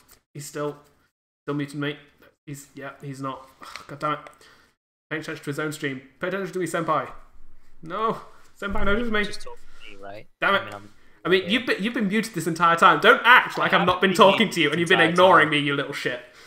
I have not been muted at all. It's just as soon as you were like, oh no, I have to talk to myself. What can I possibly do? I was like, all right, I mean, I'll wait. I actively... Just to see what you did to yourself. I actively looked at... Oh, God. Finally. I actively looked, and earlier on you were talking as if you... and I wasn't hearing anything, so I assumed you were talking to your stream. I briefly told my stream we're going to BRB, and then I was sat here, and then you started panicking. You let me make a fool of myself. Thanks, Laurie. Ugh. To be fair, I muted you, so my stream didn't hear any of that. That's fair. It's alright. It's probably for the better. I was just talking about the horrible things I was going to do to you guys. Nice. And the fact that my written aids that I've gone to all this effort to make, I didn't pay attention to and got things mixed up. This encounter was supposed to be a little later on, but oh well. Oh no, the horror. I've got written AIDS though. Does that mean I've just been to a doctor and just, you know, they wrote down that I've got AIDS, but I don't actually have it? Like, does it have to be a doctor, or can I just have a card that says AIDS on it? Is that written AIDS? We should definitely stop this before someone with AIDS gets really mad at me. Like, I actually have AIDS. It's no laughing matter. Jeez, I'm sorry. You're right. It's not. I don't know what I was thinking. That's fair. Wow, that Please was don't ban me, Twitch. I need this job. I'm sorry. I just saw Phil erotically eating a Pringle there, and I saw that too. Amazingly turned on. Oh, not a Pringle. Sorry, a Stax paprika of Walkers. Speaking of the job, Mike, I was just thinking. Apparently, I found out today that Microsoft actually has a streaming thing. Yeah, they do. Do they? Yeah, exactly. I'd never heard of it before. No one uses it. What's it called? I have completely forgotten. Like, I forgot like 5 minutes after watching. I was like, it was something they bought out, and then they decided to change the name of it like a year later. Like, it's been around for a little while. I think it's specifically supposed to be for Xbox, but like no. See, that makes sense. It's a streaming platform. Can't remember what it's called though. Mixer, I think. Oh god, Something I like remember. That's definitely that is a thing. Not heard that name in a long time though, admittedly. Yeah, it's basically their counter to. It's their counter to Twitch. I think they counter. See, these companies, they just need to accept that, like, when you've got somebody like Twitch that's already doing it, nobody's going to go to theirs, so you just want to accept it and work with it to try and get your profits from it. I would actually say that's more likely to get you stuff. Because otherwise, why does Facebook exist? MySpace was already there. I mean, if the idea is if you can do something, you can do it better, and you can get people to catch on to it. Okay, that's fair if you can do it better, but you have to be active. Like, I'm guessing since it wasn't successful, that Mixer didn't offer anything extra or didn't offer anything better. Still going. Like, still going. Yeah, but that's the thing. Like, Twitch built up the the interest in streaming, which is why other people went, oh, we can do this as well. But here's the thing, like, a lot of people think they can do better. Yeah. I think they'd do so much. So, like, a company that isn't focused on something, like, yes, Facebook, MySpace, that's fine because the person behind Facebook is solely focused behind Facebook. They built on that. Whereas Microsoft is already big in lots of other areas. Rather than building something new to try and rival something that is solely that, you're better off just kind of acclimatizing it, or going with it and making deals and stuff to profit from them profiting. Like, that is very much doable. It's also you got to bear in mind Microsoft streaming platform.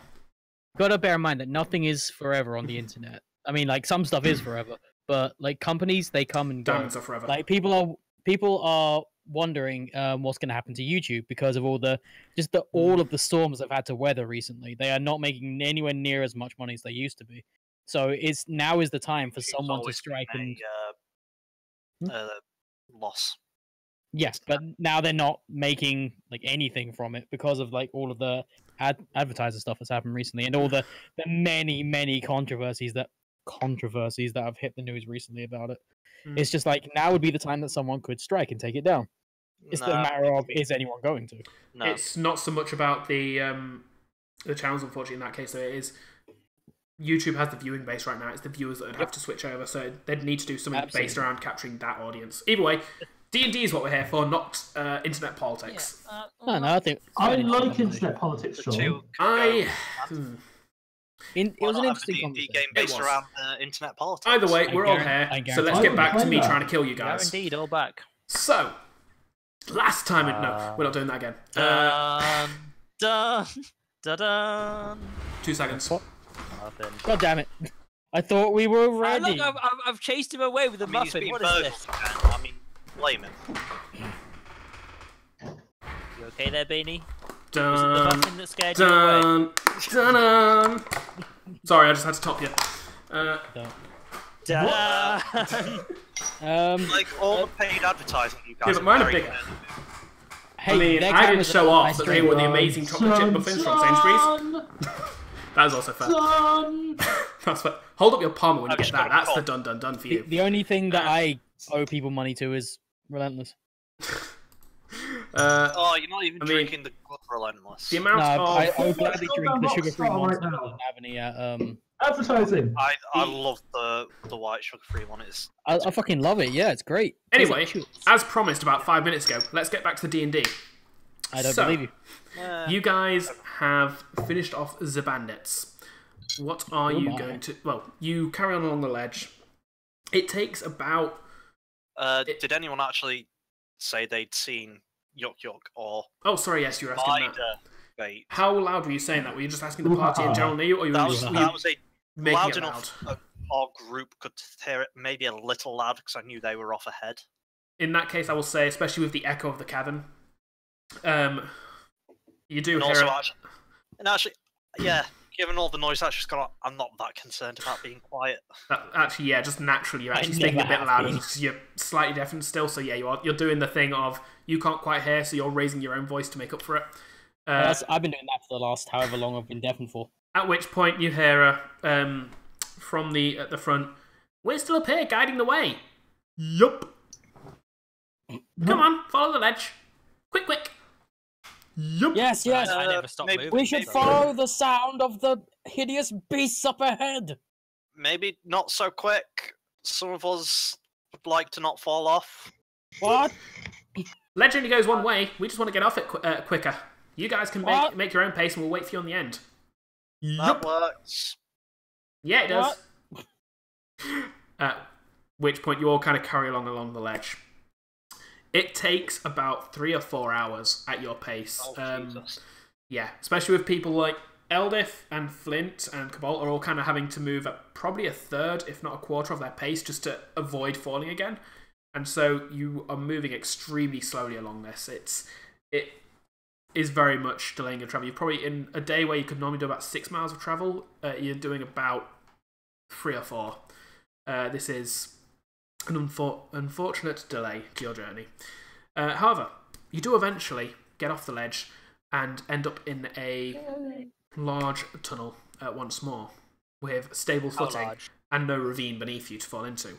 I'm just gonna, nice. as soon as we actually get onto the ground, I'm just gonna get away from the ledge a bit, just kind of. Flynt and Eldith are right there with you. They kind of both move into their and kind of catch their breath, so to speak, or catch their feet, I guess, is the situation here. As you hit the tunnel, the journey carries on as normal. Eventually, the goblins find another dead-end tunnel for you, and you set up camp. This time, they don't seem to play any games in the night and don't cause Kamar any specific grievances. Is anybody choosing to do anything during this camp, or should we just move on to the next day? I consider stabbing them in their sleep. You consider it? Are you doing it? Considering it. Alright. Just saying. I actually will be keeping an eye on Kamar when I'm asleep. Just saying, I'm considering it. You watch over Kamar. You see him staring at the goblins, who are snoring peacefully. He can stare all he likes. That's fine. What it's worth, the way they're slept, they're kind of back to back, huddled up for warmth.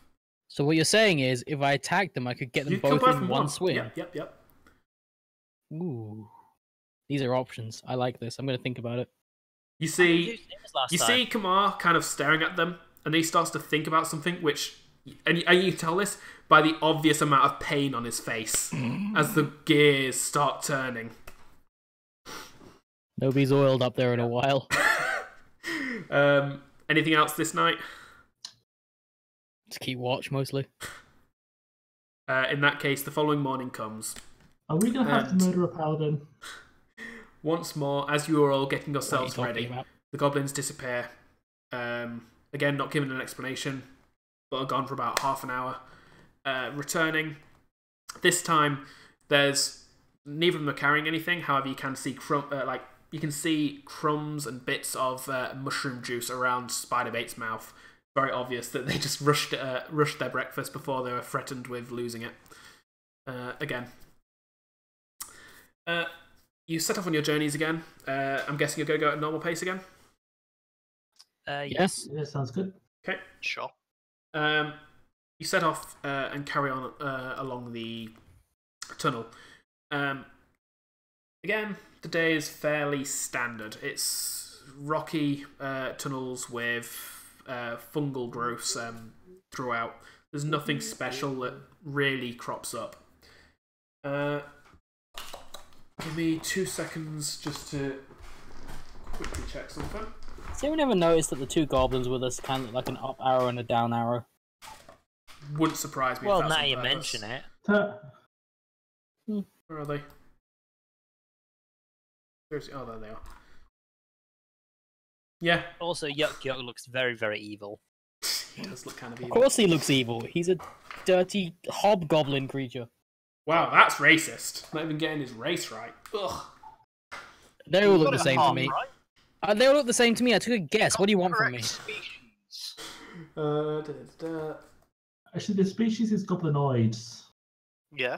Well, the point is, you got the correct species. You got the correct family. Also, of you species. didn't make Anwar a PC Cobalt. token. Eldith. So, Cobalt, as you're moving, Oh no. you suddenly start to hear or start to notice in the air something very strange. You notice ahead of you, you started moving into a tunnel that's slightly thinner than the other area you're in, maybe about 8 feet wide, so it's kind of forcing you to single file. And you notice that the air is noticeable. Like you can actually see the air kind of like moving like water in a lake, so to speak. Like it's barely noticeable, but it's there. Then you start to realize, like, put 2 and 2 together. That means there is a thicker gas than just air in this room. You're not capable enough in the subject area to know what that is, but you know I that it's just not kind normal. of say, Yuck, spider bait. What's up with the room up ahead? It's What the happy filled with a gas of some It sort. fills with air. Yuck just kind of cocks his head. Spiderbait looks confused and says, "Nope." And they both kind of look around. I can very clearly see it. It's heavier than the air. It's Can I see them? Can I see it? Roll perception. Whatever it is. Roll an investigation check now. Now you're actively Investigation? hunting for it. Are we? Yeah. Sorry. let's Yeah, say anybody this who's is, wanting to can do that. Yeah, Can I make like a concerned about nature this check or gas. something? And we're certain I can't You do do- perception.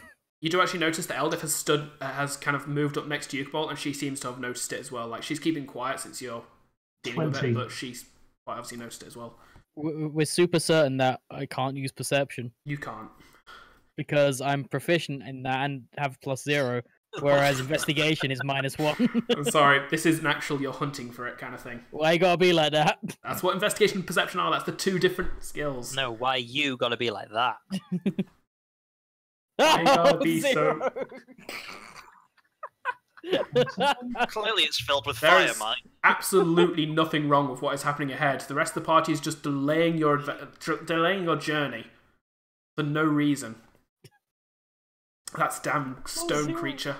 I just kind of say, I think I see it. Matt, you do see it. Anybody who has seen it and has nature proficiency, you can roll that if you wish to try and identify Am I it. able to see it? I have Arcana. What did you roll in your investigation? Not with No, separate you investigation, I cannot. don't think. You cannot. do you I have specifically- Arcana if that helps. Specifically need proficiency. I assume everybody is seeing things, and as the most sane party member, I stride on forwards. All right. Just Can continue go. I wouldn't, and I'm going to actually try and stop him. Oh, that's not going to end well for you. How are you stopping him? Good luck hitting me. How are you trying to stop him?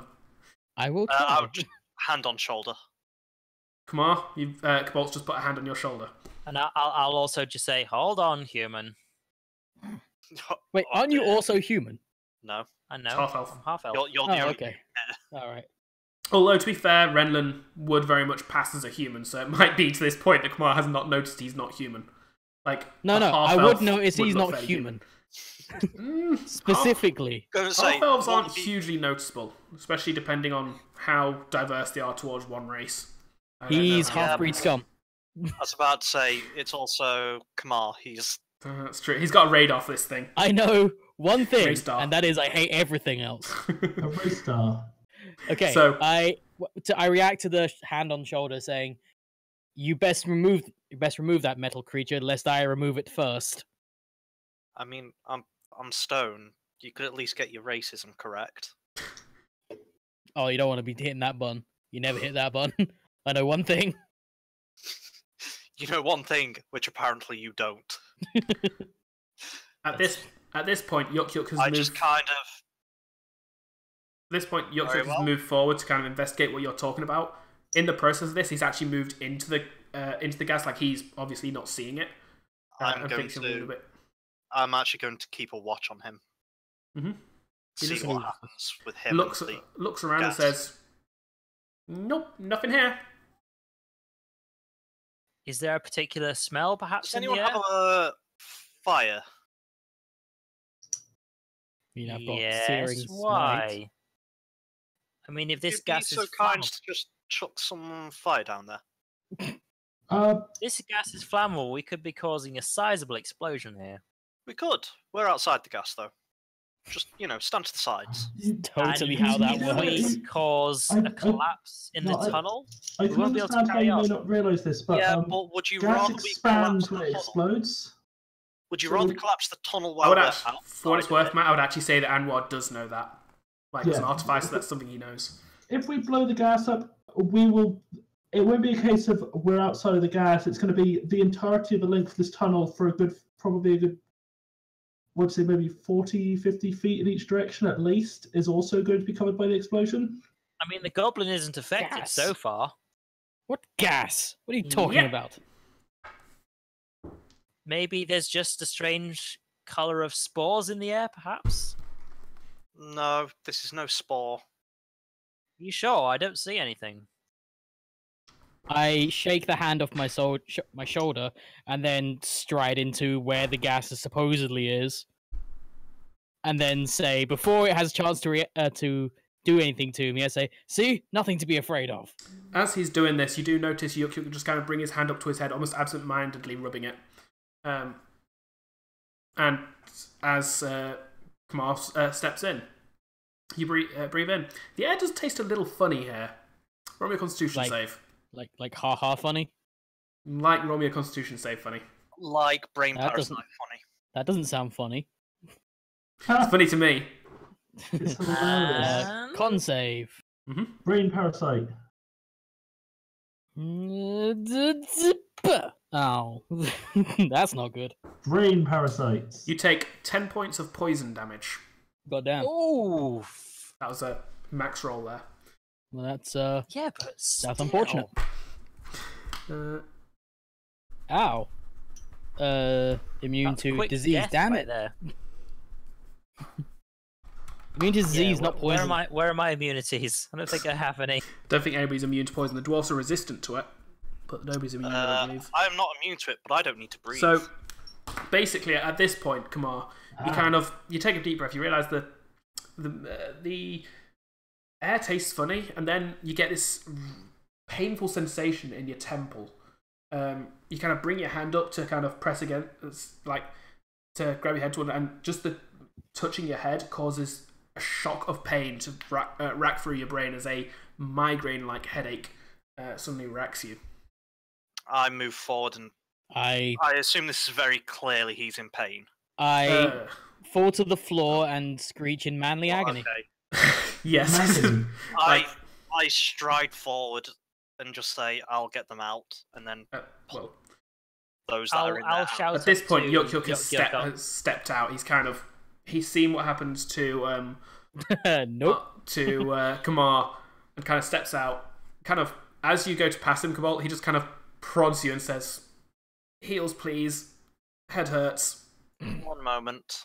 Need a healer Ow. here. Oh, it's in it. He The goblin heals. as well. The goblin, Yuk did go in there first. Yeah, but did it hurt him at all? He didn't show that many signs because he passed his Constitution save, but he did get a bit of a headache. Whenever it's next my turn, I will use 10 lay on hands charges on myself. Yeah. I'll just shout up to the goblin. I'll say, "Well, you seem strong enough to be able to get through it. How far on does the gas go? Could you quickly check?" No, it hurts. We'll find a way around. We'll find a way around. We'll pass tunnels around here. What can I say? I I say I can have a look in a moment. What can I say? He may be a dirty slime creature, but when he's right, he's right. Like, it definitely hurts. It'll take longer, but we can probably find another route. Say I can have a quick scout down here.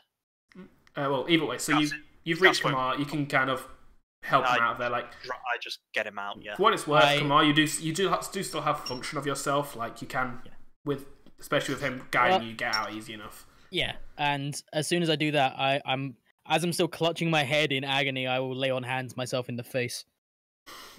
I will heal back that 10 HP. Fair enough. Alright, so you pull him out, Cobalt, and as he does, as you pull him out of the gas, you kind of see a glow in Kamar's palm that's still in his head, and then he just kind of pulls himself back into his normal arrogant position, or arrogant stature. Angry than arrogant? Stature? Yeah. Okay. Prideful, we'll say. Yeah, let's go with that. Angry pride. As he pulls him back into his stature, like seemingly not in pain any longer. Like, you can't prove I was ever in pain. What are you talking about? With that, I'll cast light on my shield, and I say I'll be back in a couple of minutes. If it's not clear it's going to end, I won't go much further. Now, you are immune to poison, aren't you? I'm not immune, but I don't need to breathe. That's fair. Alright. So yeah, go for it. You just start moving through the area. Using your shield as your light source. You travel for about 5 or 10 minutes before the... As I say, I probably wouldn't go too far, like a couple of minutes, and then I'd probably turn back. In that case, you don't see the end of it. The gas is present as long as you...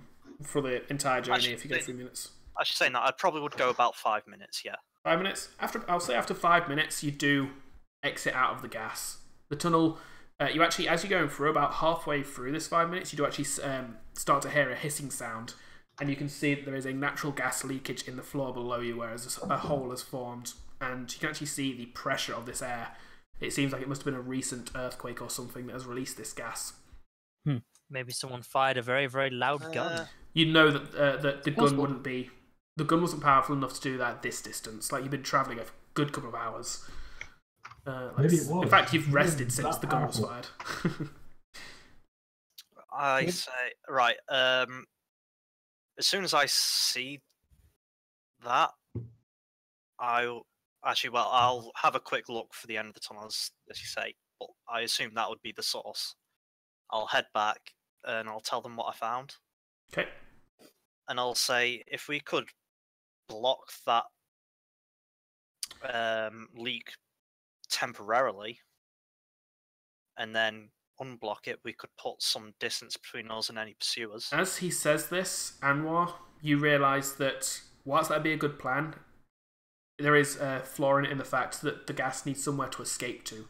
It won't just disappear because the source is being blocked. Well, even if the gas just eventually disappears, that amount of time it takes to separate and for us to walk through, we could probably just still get around in a different tunnel direction a lot faster than that. How far does the gas go for? You actually, for what it's worth, based on the effects you've seen of it on people, you know that kind of initial shock is the initial effect of it. Like you could probably, anybody who breathes would be taking a bit of damage from it, but you could probably get everybody through then the 5 minutes and still be alive, assuming that nobody's too frail. Well, looking at Stool and the goblins. Mechanical question. There is actually a mechanic in place for you to be able to hold your breath, yeah. There is. So quite a silly amount of time, actually. Yeah. So actually, as long as you have a con modifier, you can it's a minute per modifier, I believe. It's I think it's a minute. It's a minute per con plus a minute or something like that. That sounds right. And then if we're sprinting as well, then we could probably suggest we just find a way around. Of course you do. Make it nice, but we could actually easy. Run through it, though. No, we would still have to breathe at some point. We can't I disagree. sprint. We could just run through it, though. As say, you can hold your breath for literal minutes. What is actually the rule for that? I mean, yes, it's metagaming, but... we can find out. Well, you'd know in character how long you can hold your breath for. Yeah, I will say that Eldif does pipe up the point. This would put bit of distance between us and our drow friends if they are following us. This is why I would prefer to go this way rather than go the I long say we way. should go through it. And I am quite close to just going for Equal it. to 1 plus its constitution modifier, minimum 30 seconds. So for me, it'll be 3 minutes. And If with you've got plus sprinting, I 2, could. yeah. And with sprinting, I can get through without taking damage. Assuming that literally halves the time. Bearing in mind you'd be sprinting for 5 minutes whilst also holding your breath. Mm-hmm. Like, that'd be a Well, it'd be like constitution 2.5 save at the minutes, very but yeah. least to not take a deep breath at some point. Like, that'd be very difficult. You're burning up all your oxygen. Yeah, you burn up your oxygen and then not getting in more. Yeah, because bear in mind, you can hold your breath for a long time, but that's probably taking into account you're not actually doing anything else. I'm still in favor of going through the gas. I do kind of point out that actually most of us would probably come out relatively okay. It's just the frailer party members would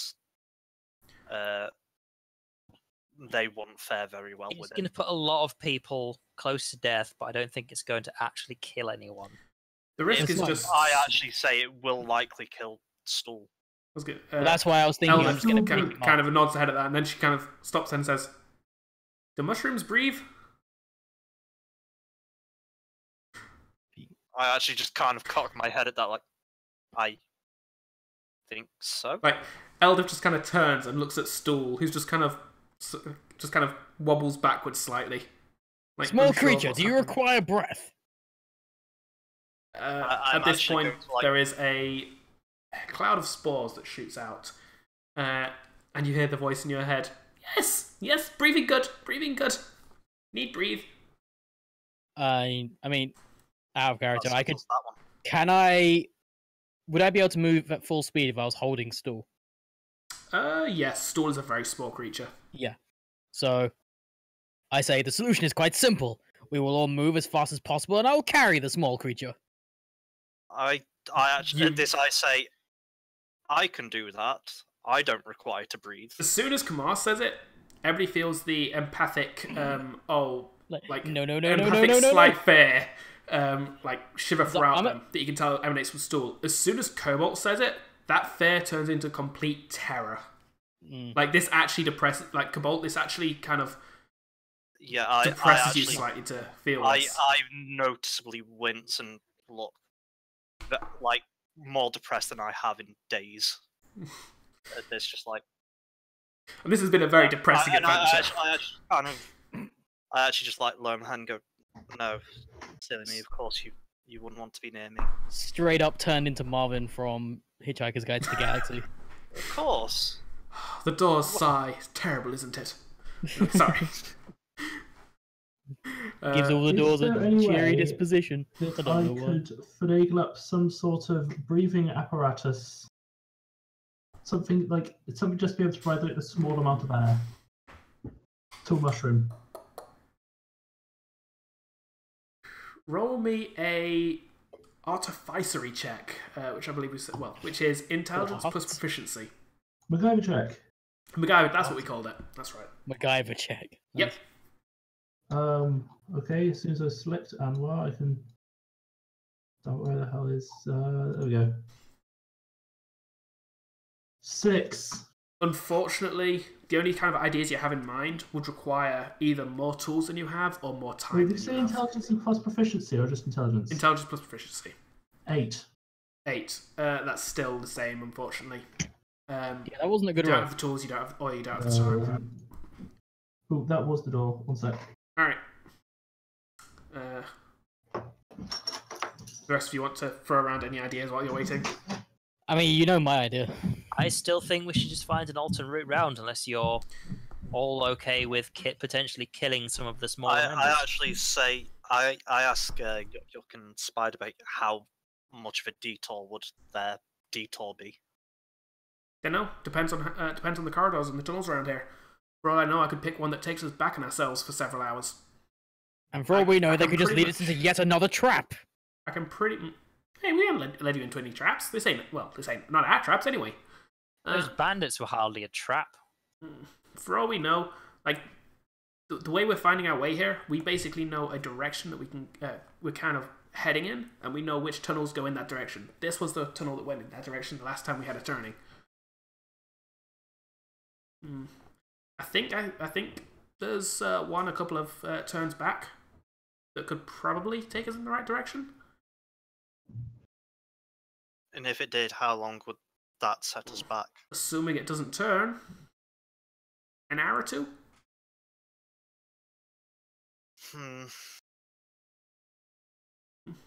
Assuming that is true, then it would be easier to go that way. Yup. An hour would be the end of the world. I'm actually going to ask Flynt as well. Can he use any of his earth magic to block a tunnel? Permanently, preferably. Or like in a non-concentrating manner. He takes a second to think about it. And gives me a second to quickly look at a spell on my phone. Because he might have something useful here. Does he have Maximilian? He has Earth and Grass, but that's not what I'm looking at.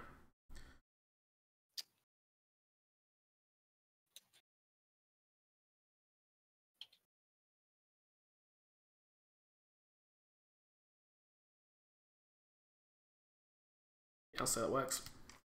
He says, well, if I can get close to it, and I'm a dwarf, so I can get close to it, I can mold it back into place. Well, problem is, if the gnome's right, then that means that the gas just stays there. Well, I was thinking more if you can block up a tunnel, we could take this detour. The tunnel's far beyond my control. I can, and at this point, he kind of moves his hand to the ground, and you can see basically a bit of the loose rubble, like maybe a foot in radius, just hardens. He says, that is what I can do. I'm assuming this leak you're talking about is only a small one. The leak is. I was wondering if we could perhaps force any pursuers to either take this corridor or a longer detour than one we might take. Not with any magic I've got, I'm afraid.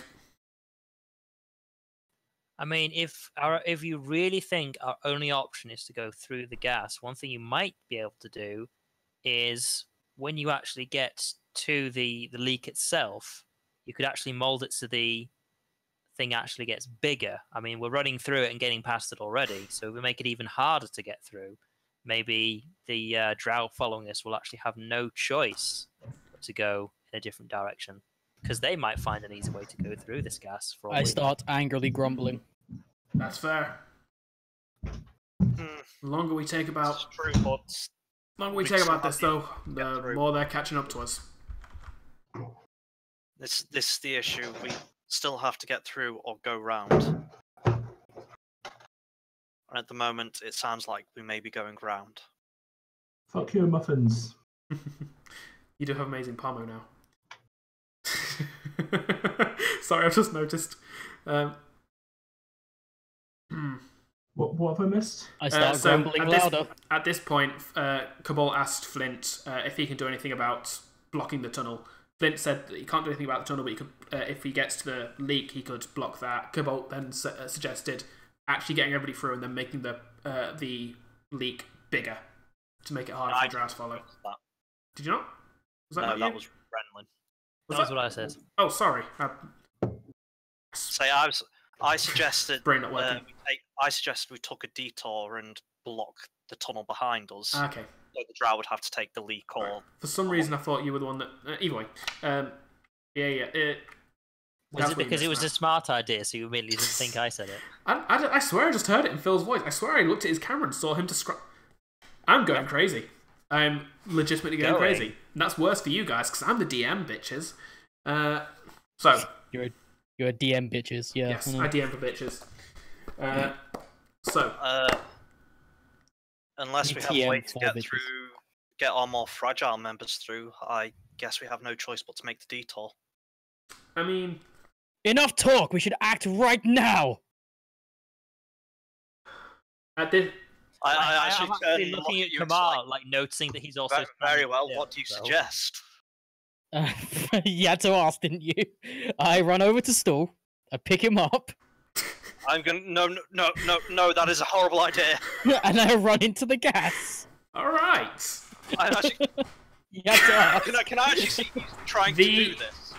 Okay. It's so, Everybody who was in the cloud of spores, which we'll say is everybody for the purposes of you crowd around talking, suddenly feel the sense of dread followed with actively loosening your bladder. Fear. the second he turns to run towards the gas, I'm casting Hold Person on him. Roll a wisdom save, Mike. Wait, did you say before or when he runs into the For what gas? it's worth, Yeah, before, don't just so hold he, me there. When he picks- turns to run into it. picks so up when it's very- stool, Right. turns, I was going to and say, because starts you're to also run. holding Stool, so I don't want the poor mushroom man For to what, go. I mean, for what I it's think worth, he's no longer holding his. Stool under Kamar's arms, his legs are going wildly, like in the Wisdom reckless save, attack. Like, he is desperate to get out of this, but What, has is he no trying way to, of like, doing air so. boost himself. He out is even doing whatever he faster? can. He's only got legs, bless him. yeah, it'd be a wisdom save. Yes, it is. Wisdom save. Okay, so that's plus because I'm proficient in that, but I have no Shit. bonus. So I've He's got no a paladin. bonus. Fail. So Please fail, Mike. it is +2. I fail pretty That's a fucking fail. hard. So suddenly, like, Kamar, thinking you're smart, kind of pick up Stool, turn around, rush, and I'm actually going to very quickly say, Eldith gets Stool while he's still frozen. Eldith kind of looks at you Strike both, now, or the beast is disabled. kind of steps It's up more and like does. grab his stool while he's still frozen. Like, She Could I goes. not? That's not what I meant. She goes to grab Stool, but Kamar's got quite a tight grip, and pretty she tight can't. grip, And Eldith says, "I can't take. Okay, I can't take I Stool will without point hurting out- him." I'll I'm point going out to that I'm move not. so I'm I'm not in the way squeezing then. Stool at all. You're not, but I'm assuming you're holding him, which, bearing in mind, he's holding a him cap to- over an actual body, means you have to kind of Yeah. push the cap down towards the body, which means that there's kind of at one end there's a bit of a bulge that's larger than the bit you're holding onto, and at the other end of his legs, which means his feet which are wiggling wildly again, would be a very hard thing. Like, Eldon was kind of grabbing him from the back end, getting kicked in the face as he's doing this.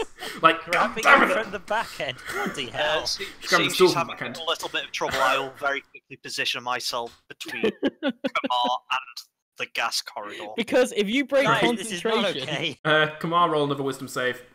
if you It's more if you manage to make the save. Is yeah, kind if I make the save or you break concentration, I'm just gonna keep going. So yeah, that's why I put myself in the way. Funnily enough, 14. 14. Is that it? I think I that's it. imagine so, yeah. Gonna Yeah, say that's out. enough. Yeah.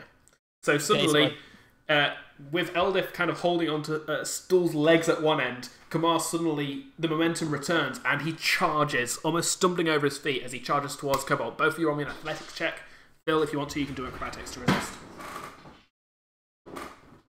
Oh boy, Jeez, oh what? boy, I'm proficient in this. I'm not. What's this But roll you for, should sorry? probably. I get will this. say that Phil, you do have advantage on this because Kamar is coming out as the whole Oh, person. gee, Like, Need it. think of it 22. as he's gaining the momentum. Oh god, like he's suddenly gained momentum from nothing, so it is a bit awkward and clumsy. It See, I doesn't would've matter, thought however. Gave me He advantage. bowls No. you out of the way No, as he no. disappears into the gas. Disappearing Idiot. into the darkness. Bye. Legs of Stool wiggling wildly as Eldith. Eldith is going to chase after him as well. Being a dwarf, I'm she also doesn't really chasing care about after poison. him. I'll shout, "Hold your breaths!" So 4 of your party has disappeared into the gas. What's everybody else doing? Um, Flint I actually got chased after you tired as of well, so waiting. 5. well, shit. You grabbed the most fragile. I plan on curing him on the way through if he takes damage. I rush. Not that after them. insensitive. You rush Little bit after them. insensitive. Yeah. I rush after Okay. them. And I'm going to try and hold my Flint's breath gone as well. time. For what it's worth, both me and Kamar do have light sources. Turvy moves in as well. I look to Yuck Yuck and Spider and go, well, I guess that's our vote. What do you guys reckon?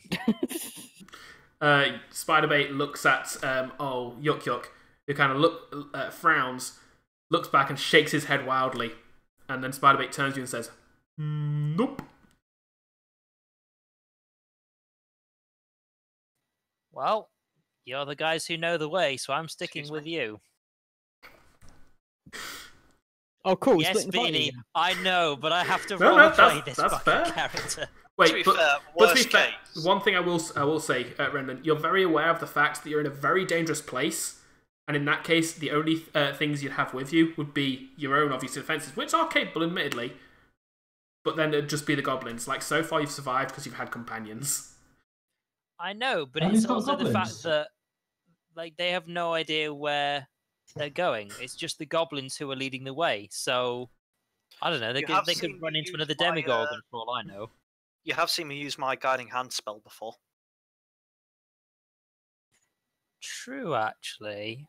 Which, while So- not perfect, gives you a bit of an idea of where to go. It basically fills the role, which is what the goblins are doing. Like, they know the general direction they need to go. They've got after living in the Underdark for so long, they've got a certain sense for it, and they know the direction of Gracklestir. The arrow basically gives Cobalt that ability, and then they're just picking a tunnel based on that. It's just as far as my character knows, these goblins know exactly where to go. My companions are completely lost. But then again, they've got to run into poisonous gas, also being lost, and these goblins are completely safe. Like, well, we could just go around. I mean, it'll take longer, but At this point, Yuk says to you, on our own, we're gonna get into danger. Me and Spiderbait are gonna run away, and you're gonna die. If you want us to go through that, he points at the gas, it's gonna cost you. Yup. Here's a suggestion for you.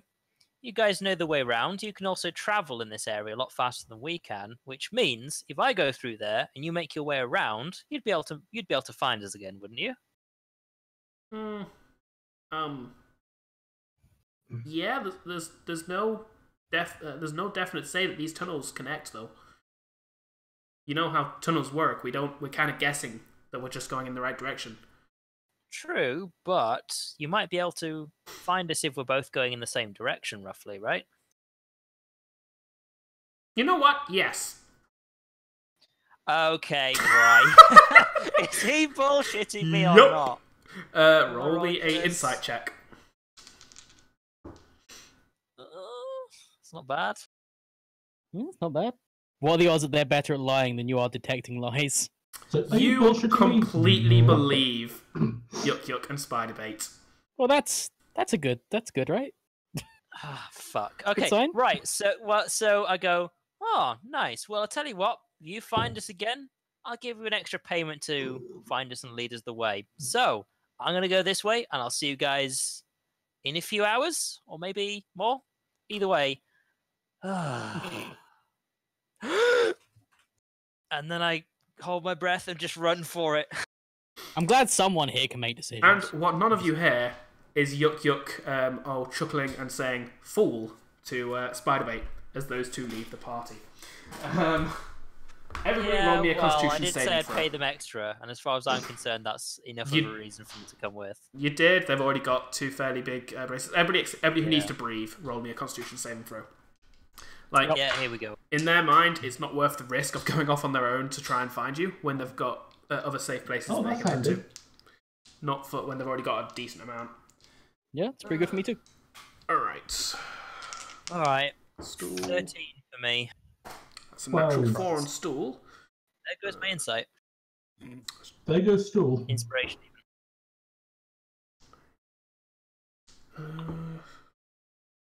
Flynt, who is also advantage. Oh man, Matt's doing like proper voice acting. Like he's dying in real life as well. So, Method, man, method. what did you all get? I ran in first. I got 21. 21. You take 2 points of poison damage, Kamar. Nice. Is Renlan? it? Do I resist it because I've got heavy armor? You do not. Worth a Renlan, try. for what it's worth, I got it's 13. it's a Constitution saving throw, not a check. I don't know if that matters to you. So As a warlock, I believe you're proficient in that because concentration. Am I No, right? they gain wisdom and charisma. No. Oh, never mind then. Ignore me. In that case, you still I pass. got Actually, I a- don't know what I'm talking about. You I got 13, yeah. Anwar, you pass. Yeah. So all three of you take 2 points of damage. Stool Ow. takes 5 points. Yeah, as soon as I take damage from it, I use the last 5 lay on hands charges I have for today on stool, like while I'm running if I can. You kind of rush through, the glow kind of pulsing through Stool, whose legs kind of... You actually feel the movement of his legs, which have been annoying this entire time. They start to slow down as if he's starting to understand your reasoning, and he's in pain. He's not liking it, but he understands, at least. I've got this mental image of me, like, sword out one hand, stool onto the other, charge, while he's glowing in my hand. Legs wiggling, like being stool napped. It's amazing. So I wish I had like a lot of viewers, so somebody would fan art that shit. That would be cool fan art. All right. So 5 minutes or so, well, about 2 or 3 minutes pass as everybody rushes through this gas, and you all come out on the other end. It actually wasn't as bad as it seemed to be for Kamar originally. I mean, Mike basically Leroy Jenkins into the gas. Did it or did it not work? The fact that you were able to hold your breath and stuff helped you immensely. But did we die? And you all got out safely. On the other side, and you have legitimately put a mechanical slow between you and the drow. So once we get clear of the gas, I put stool down, but keep a firm hold on him for the minute, and then I say to him, "Small creature, are you hurt?" He just roll me a persuasion check. Okay. What is it? Please be hurt. What is this? Well, no, I'll roll it. Persuasion is the closest thing to diplomacy in this game. It is a it's a friendly social interaction, basically. Like it will not surprise anyone to find I'm not proficient in that. Mm-hmm. And yet you still keep rolling high on it for some reason, but only when you're talking to your sword. This will be the one time. Nope. Sorry. I am the diplomat, everybody. I can hear That's all kinds of wrong.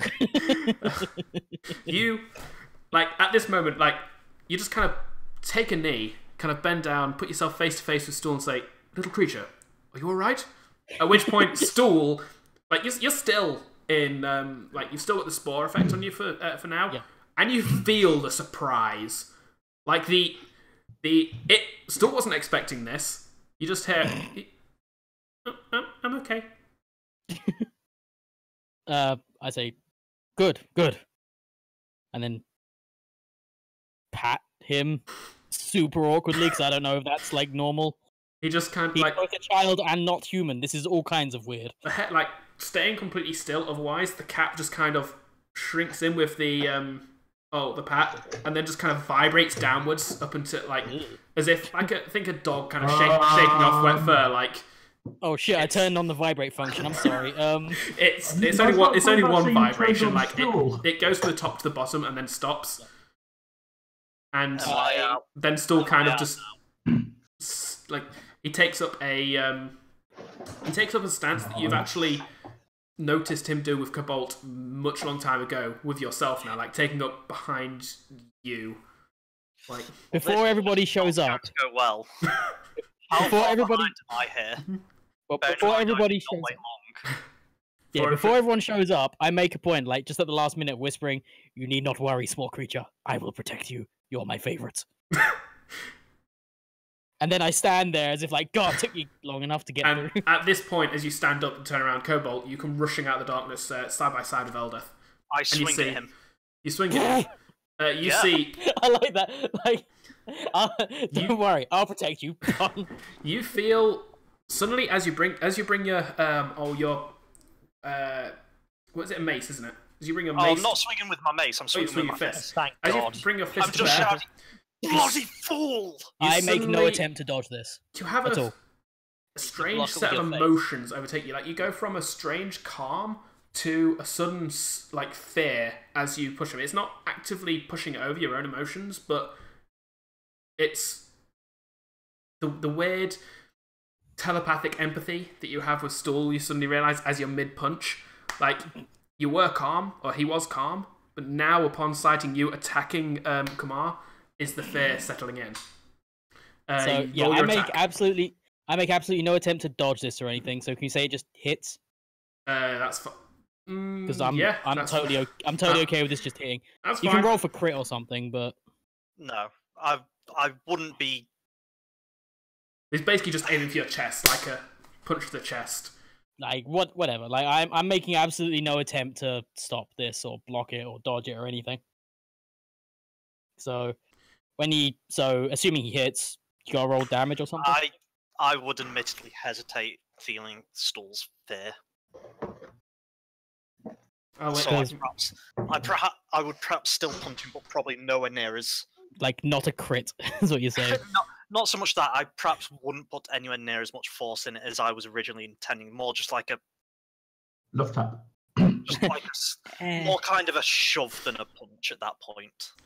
Like shoving him onto the stool. As Cobalt rushes from the dark, shoving him over, kind of just. As Cobalt rushes from the darkness, screaming at Kamar, the punch that he sails your way suddenly kind of slows down a bit and instead batters against the front of your chest harmlessly. For what it's worth, in your emotional state, you went for the aggressive hand you're used to, so it was your injured hand. You do feel the rack of pain. Yeah, you're not really paying. You don't pay too much attention to that as the other things suddenly enter your mind as the implications of what's just happened kind of rise to you. At this point, the rest of the party starts to make their way out of the darkness as well, or jogging or running behind. Not me just yet. You are a bit behind, yeah. You're about a minute or two behind. A turn behind, yeah. I'm going to just, admittedly with Kamar in the way, just check Stool for injuries, like just a quick glance. It's awkward to get sight of him because Stool is actively placing Kamar between you and him now. Yeah, I know. So it's, upon the little bits that you see, it doesn't look like he's hurt. In fact, during the run, you did see the glow in Kamar's hand, so you do know that he did, like, you recognised it as the lay on hands ability. You do realise that he did heal Stool during the journey. For what it's worth, although you can't see Stool to see anything right now. Of all the people that Stool could have befriended, it's a sociopathic murder machine. Who can't seem to fail persuasion rolls. So apparently! There you go. Like, I don't think I've rolled lower than 18 on that. I don't think you have. I think that's a thing. Why is that? Sorry, carry on, Phil. I'm just going to kind of turn to look at the others. Very noticeably, just kind of a very loud, audible sigh. Just muttering under my breath, just, damned fool. What, didn't it? And just, I will check those that are coming out for injuries. As he passes you, Flynt kind of puts a hand on your back and says, "Come on, boy, it's alright." And kind of moves past. Hey, boy, hey, boy. And as you kind of look through, you do see there's a lot of people that look a little like Turvey comes out, kind of his head down in a bit of pain, but he does make it out. I cast Cure Wounds on Turvey. You kind of move up to Turvey, who, seeing you approach, like, he actually actively kind of steps back in, like, not sure what you're about to do. Especially when you reach out for him, he steps back even more.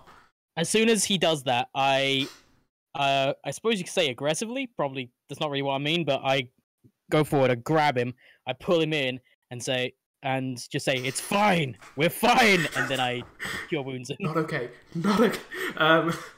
You pull in the little creature, and he kind of, it's like you've got a hold of his arm with a grip that's almost damaging in itself, but he kind of backs away, but as the glow lights up, he realises what you're doing and doesn't resist as the healing goes off, and he kind of blinks and holds his head, then puts his hand down and kind of mutters, "Thank you." I should absolutely know this, but what do I roll for Cure Wounds? You don't bother about it. It was minimal damage. Per spell level plus your... Alright, well, if it's something like, you should have written down on your character sheet. Absolutely should. This is my quick question. What's up? Quick question. I actually have the page. I can look it up. But... Are we able to see the hole that this gas is coming out of at all? It was in the middle of the corridor of the gas. Like, did you actively stop? Like, everybody said they were running through the gas. If it's like right in the middle and it's like we're gonna risk sort of being hurt even more by staying around there, then I wouldn't have. All right. In that case, no, you didn't. You kind of ran through. It's not here. It does seem like it's in the centre of the gaseous area. Like the gas is spread evenly around it. Mm-hmm. Something I've just noticed: Cure Wounds literally says the spell has no effect on undead or constructs. Isn't Phil a construct? Phil is not a construct. This is a deal we went made. through this. This is something we talked about when he made his character. Okay. Because I specifically said if Cure Wounds wasn't going to affect me, I wouldn't play a Warforged. Because Right, okay. Otherwise, it gets very painful to try and heal me. Okay, no, that's fine. So yes, the idea behind Phil's character, for what it's worth, is that he is a inorganic being with a living soul inside him, which is the thing that the healing kind of affects. All right, cool. And with that, unless anybody else has anything to do in this scene, as you all start heading off into the darkness once more. Well, I guess I finally get out myself. Actually, that's a very good point. Renlan finally steps out. You die in there. It's fine. I have good news. The goblins will be joining us later. They're not going to follow us through this route. They're picking a different one. I'm actually just gonna. Idiots, the lot of you. But what? I said I'd pay them more if they actually joined us again and then led us the rest of the way. They seem pretty happy by the idea. You understand why we came this way? To save time. Do you know what happens if we have to wait for them? Oh, we're not waiting for them. We saved. They'll eventually catch up with us. They know where we're going anyway. Right. That seems fine to me. And with that, we are going to call it tonight, as it is 10 o'clock. It is. So, thank you guys for joining me. 9:59 is what I have. I've got literally 10 o'clock on my PC. This is an exact 10 o'clock finish for me. I mean, it wasn't an exact 7 o'clock start, because somebody had to have unavoidable tech issues. Gah. Sure. God, Beanie. But yes, I hope you enjoyed. I take comfort in the fact that I make all the best decisions. You make all the best friends, But apparently. You're missing the most important part. XP. Experience. Let's see. Yes, indeed. Now, believe it or not, those bandits were CR 1/8, so they were of 25 XP each, and the captain was only CR 2, so it was 450. However, because of the situation you were in, I'm going to double that, so that is 1,000 split amongst the group. Eldif was no use. Turvy did help, so that's one extra person. I will say that that's split between the 6 of you, so that will be 180. I'm rounding it a bit there. 180 experience each. For that combat. I'm going to say Cobalt and Kamar, you both get inspirations for the scene with Stool. That very much entertained me. Inspiration for me dealing with the goblins about how they're totally going to find us later on. Totally. I mean, that was good and it was in character, but I feel to reward that would be not doing justice to the scene between Cobalt and Kamar, just say like that. I enjoyed that. That was very good roleplay. Don't reward failure, Beanie. That's a slippery slope. I've learned this the hard way. I'm a DM. I want them to fail, Mike. That makes my job easier. Don't you understand this? Anyway, yes, I will end my stream there. So I hope people enjoyed. I'll catch you next time. Goodbye. Bye. Toodles. Oh, bye, yeah.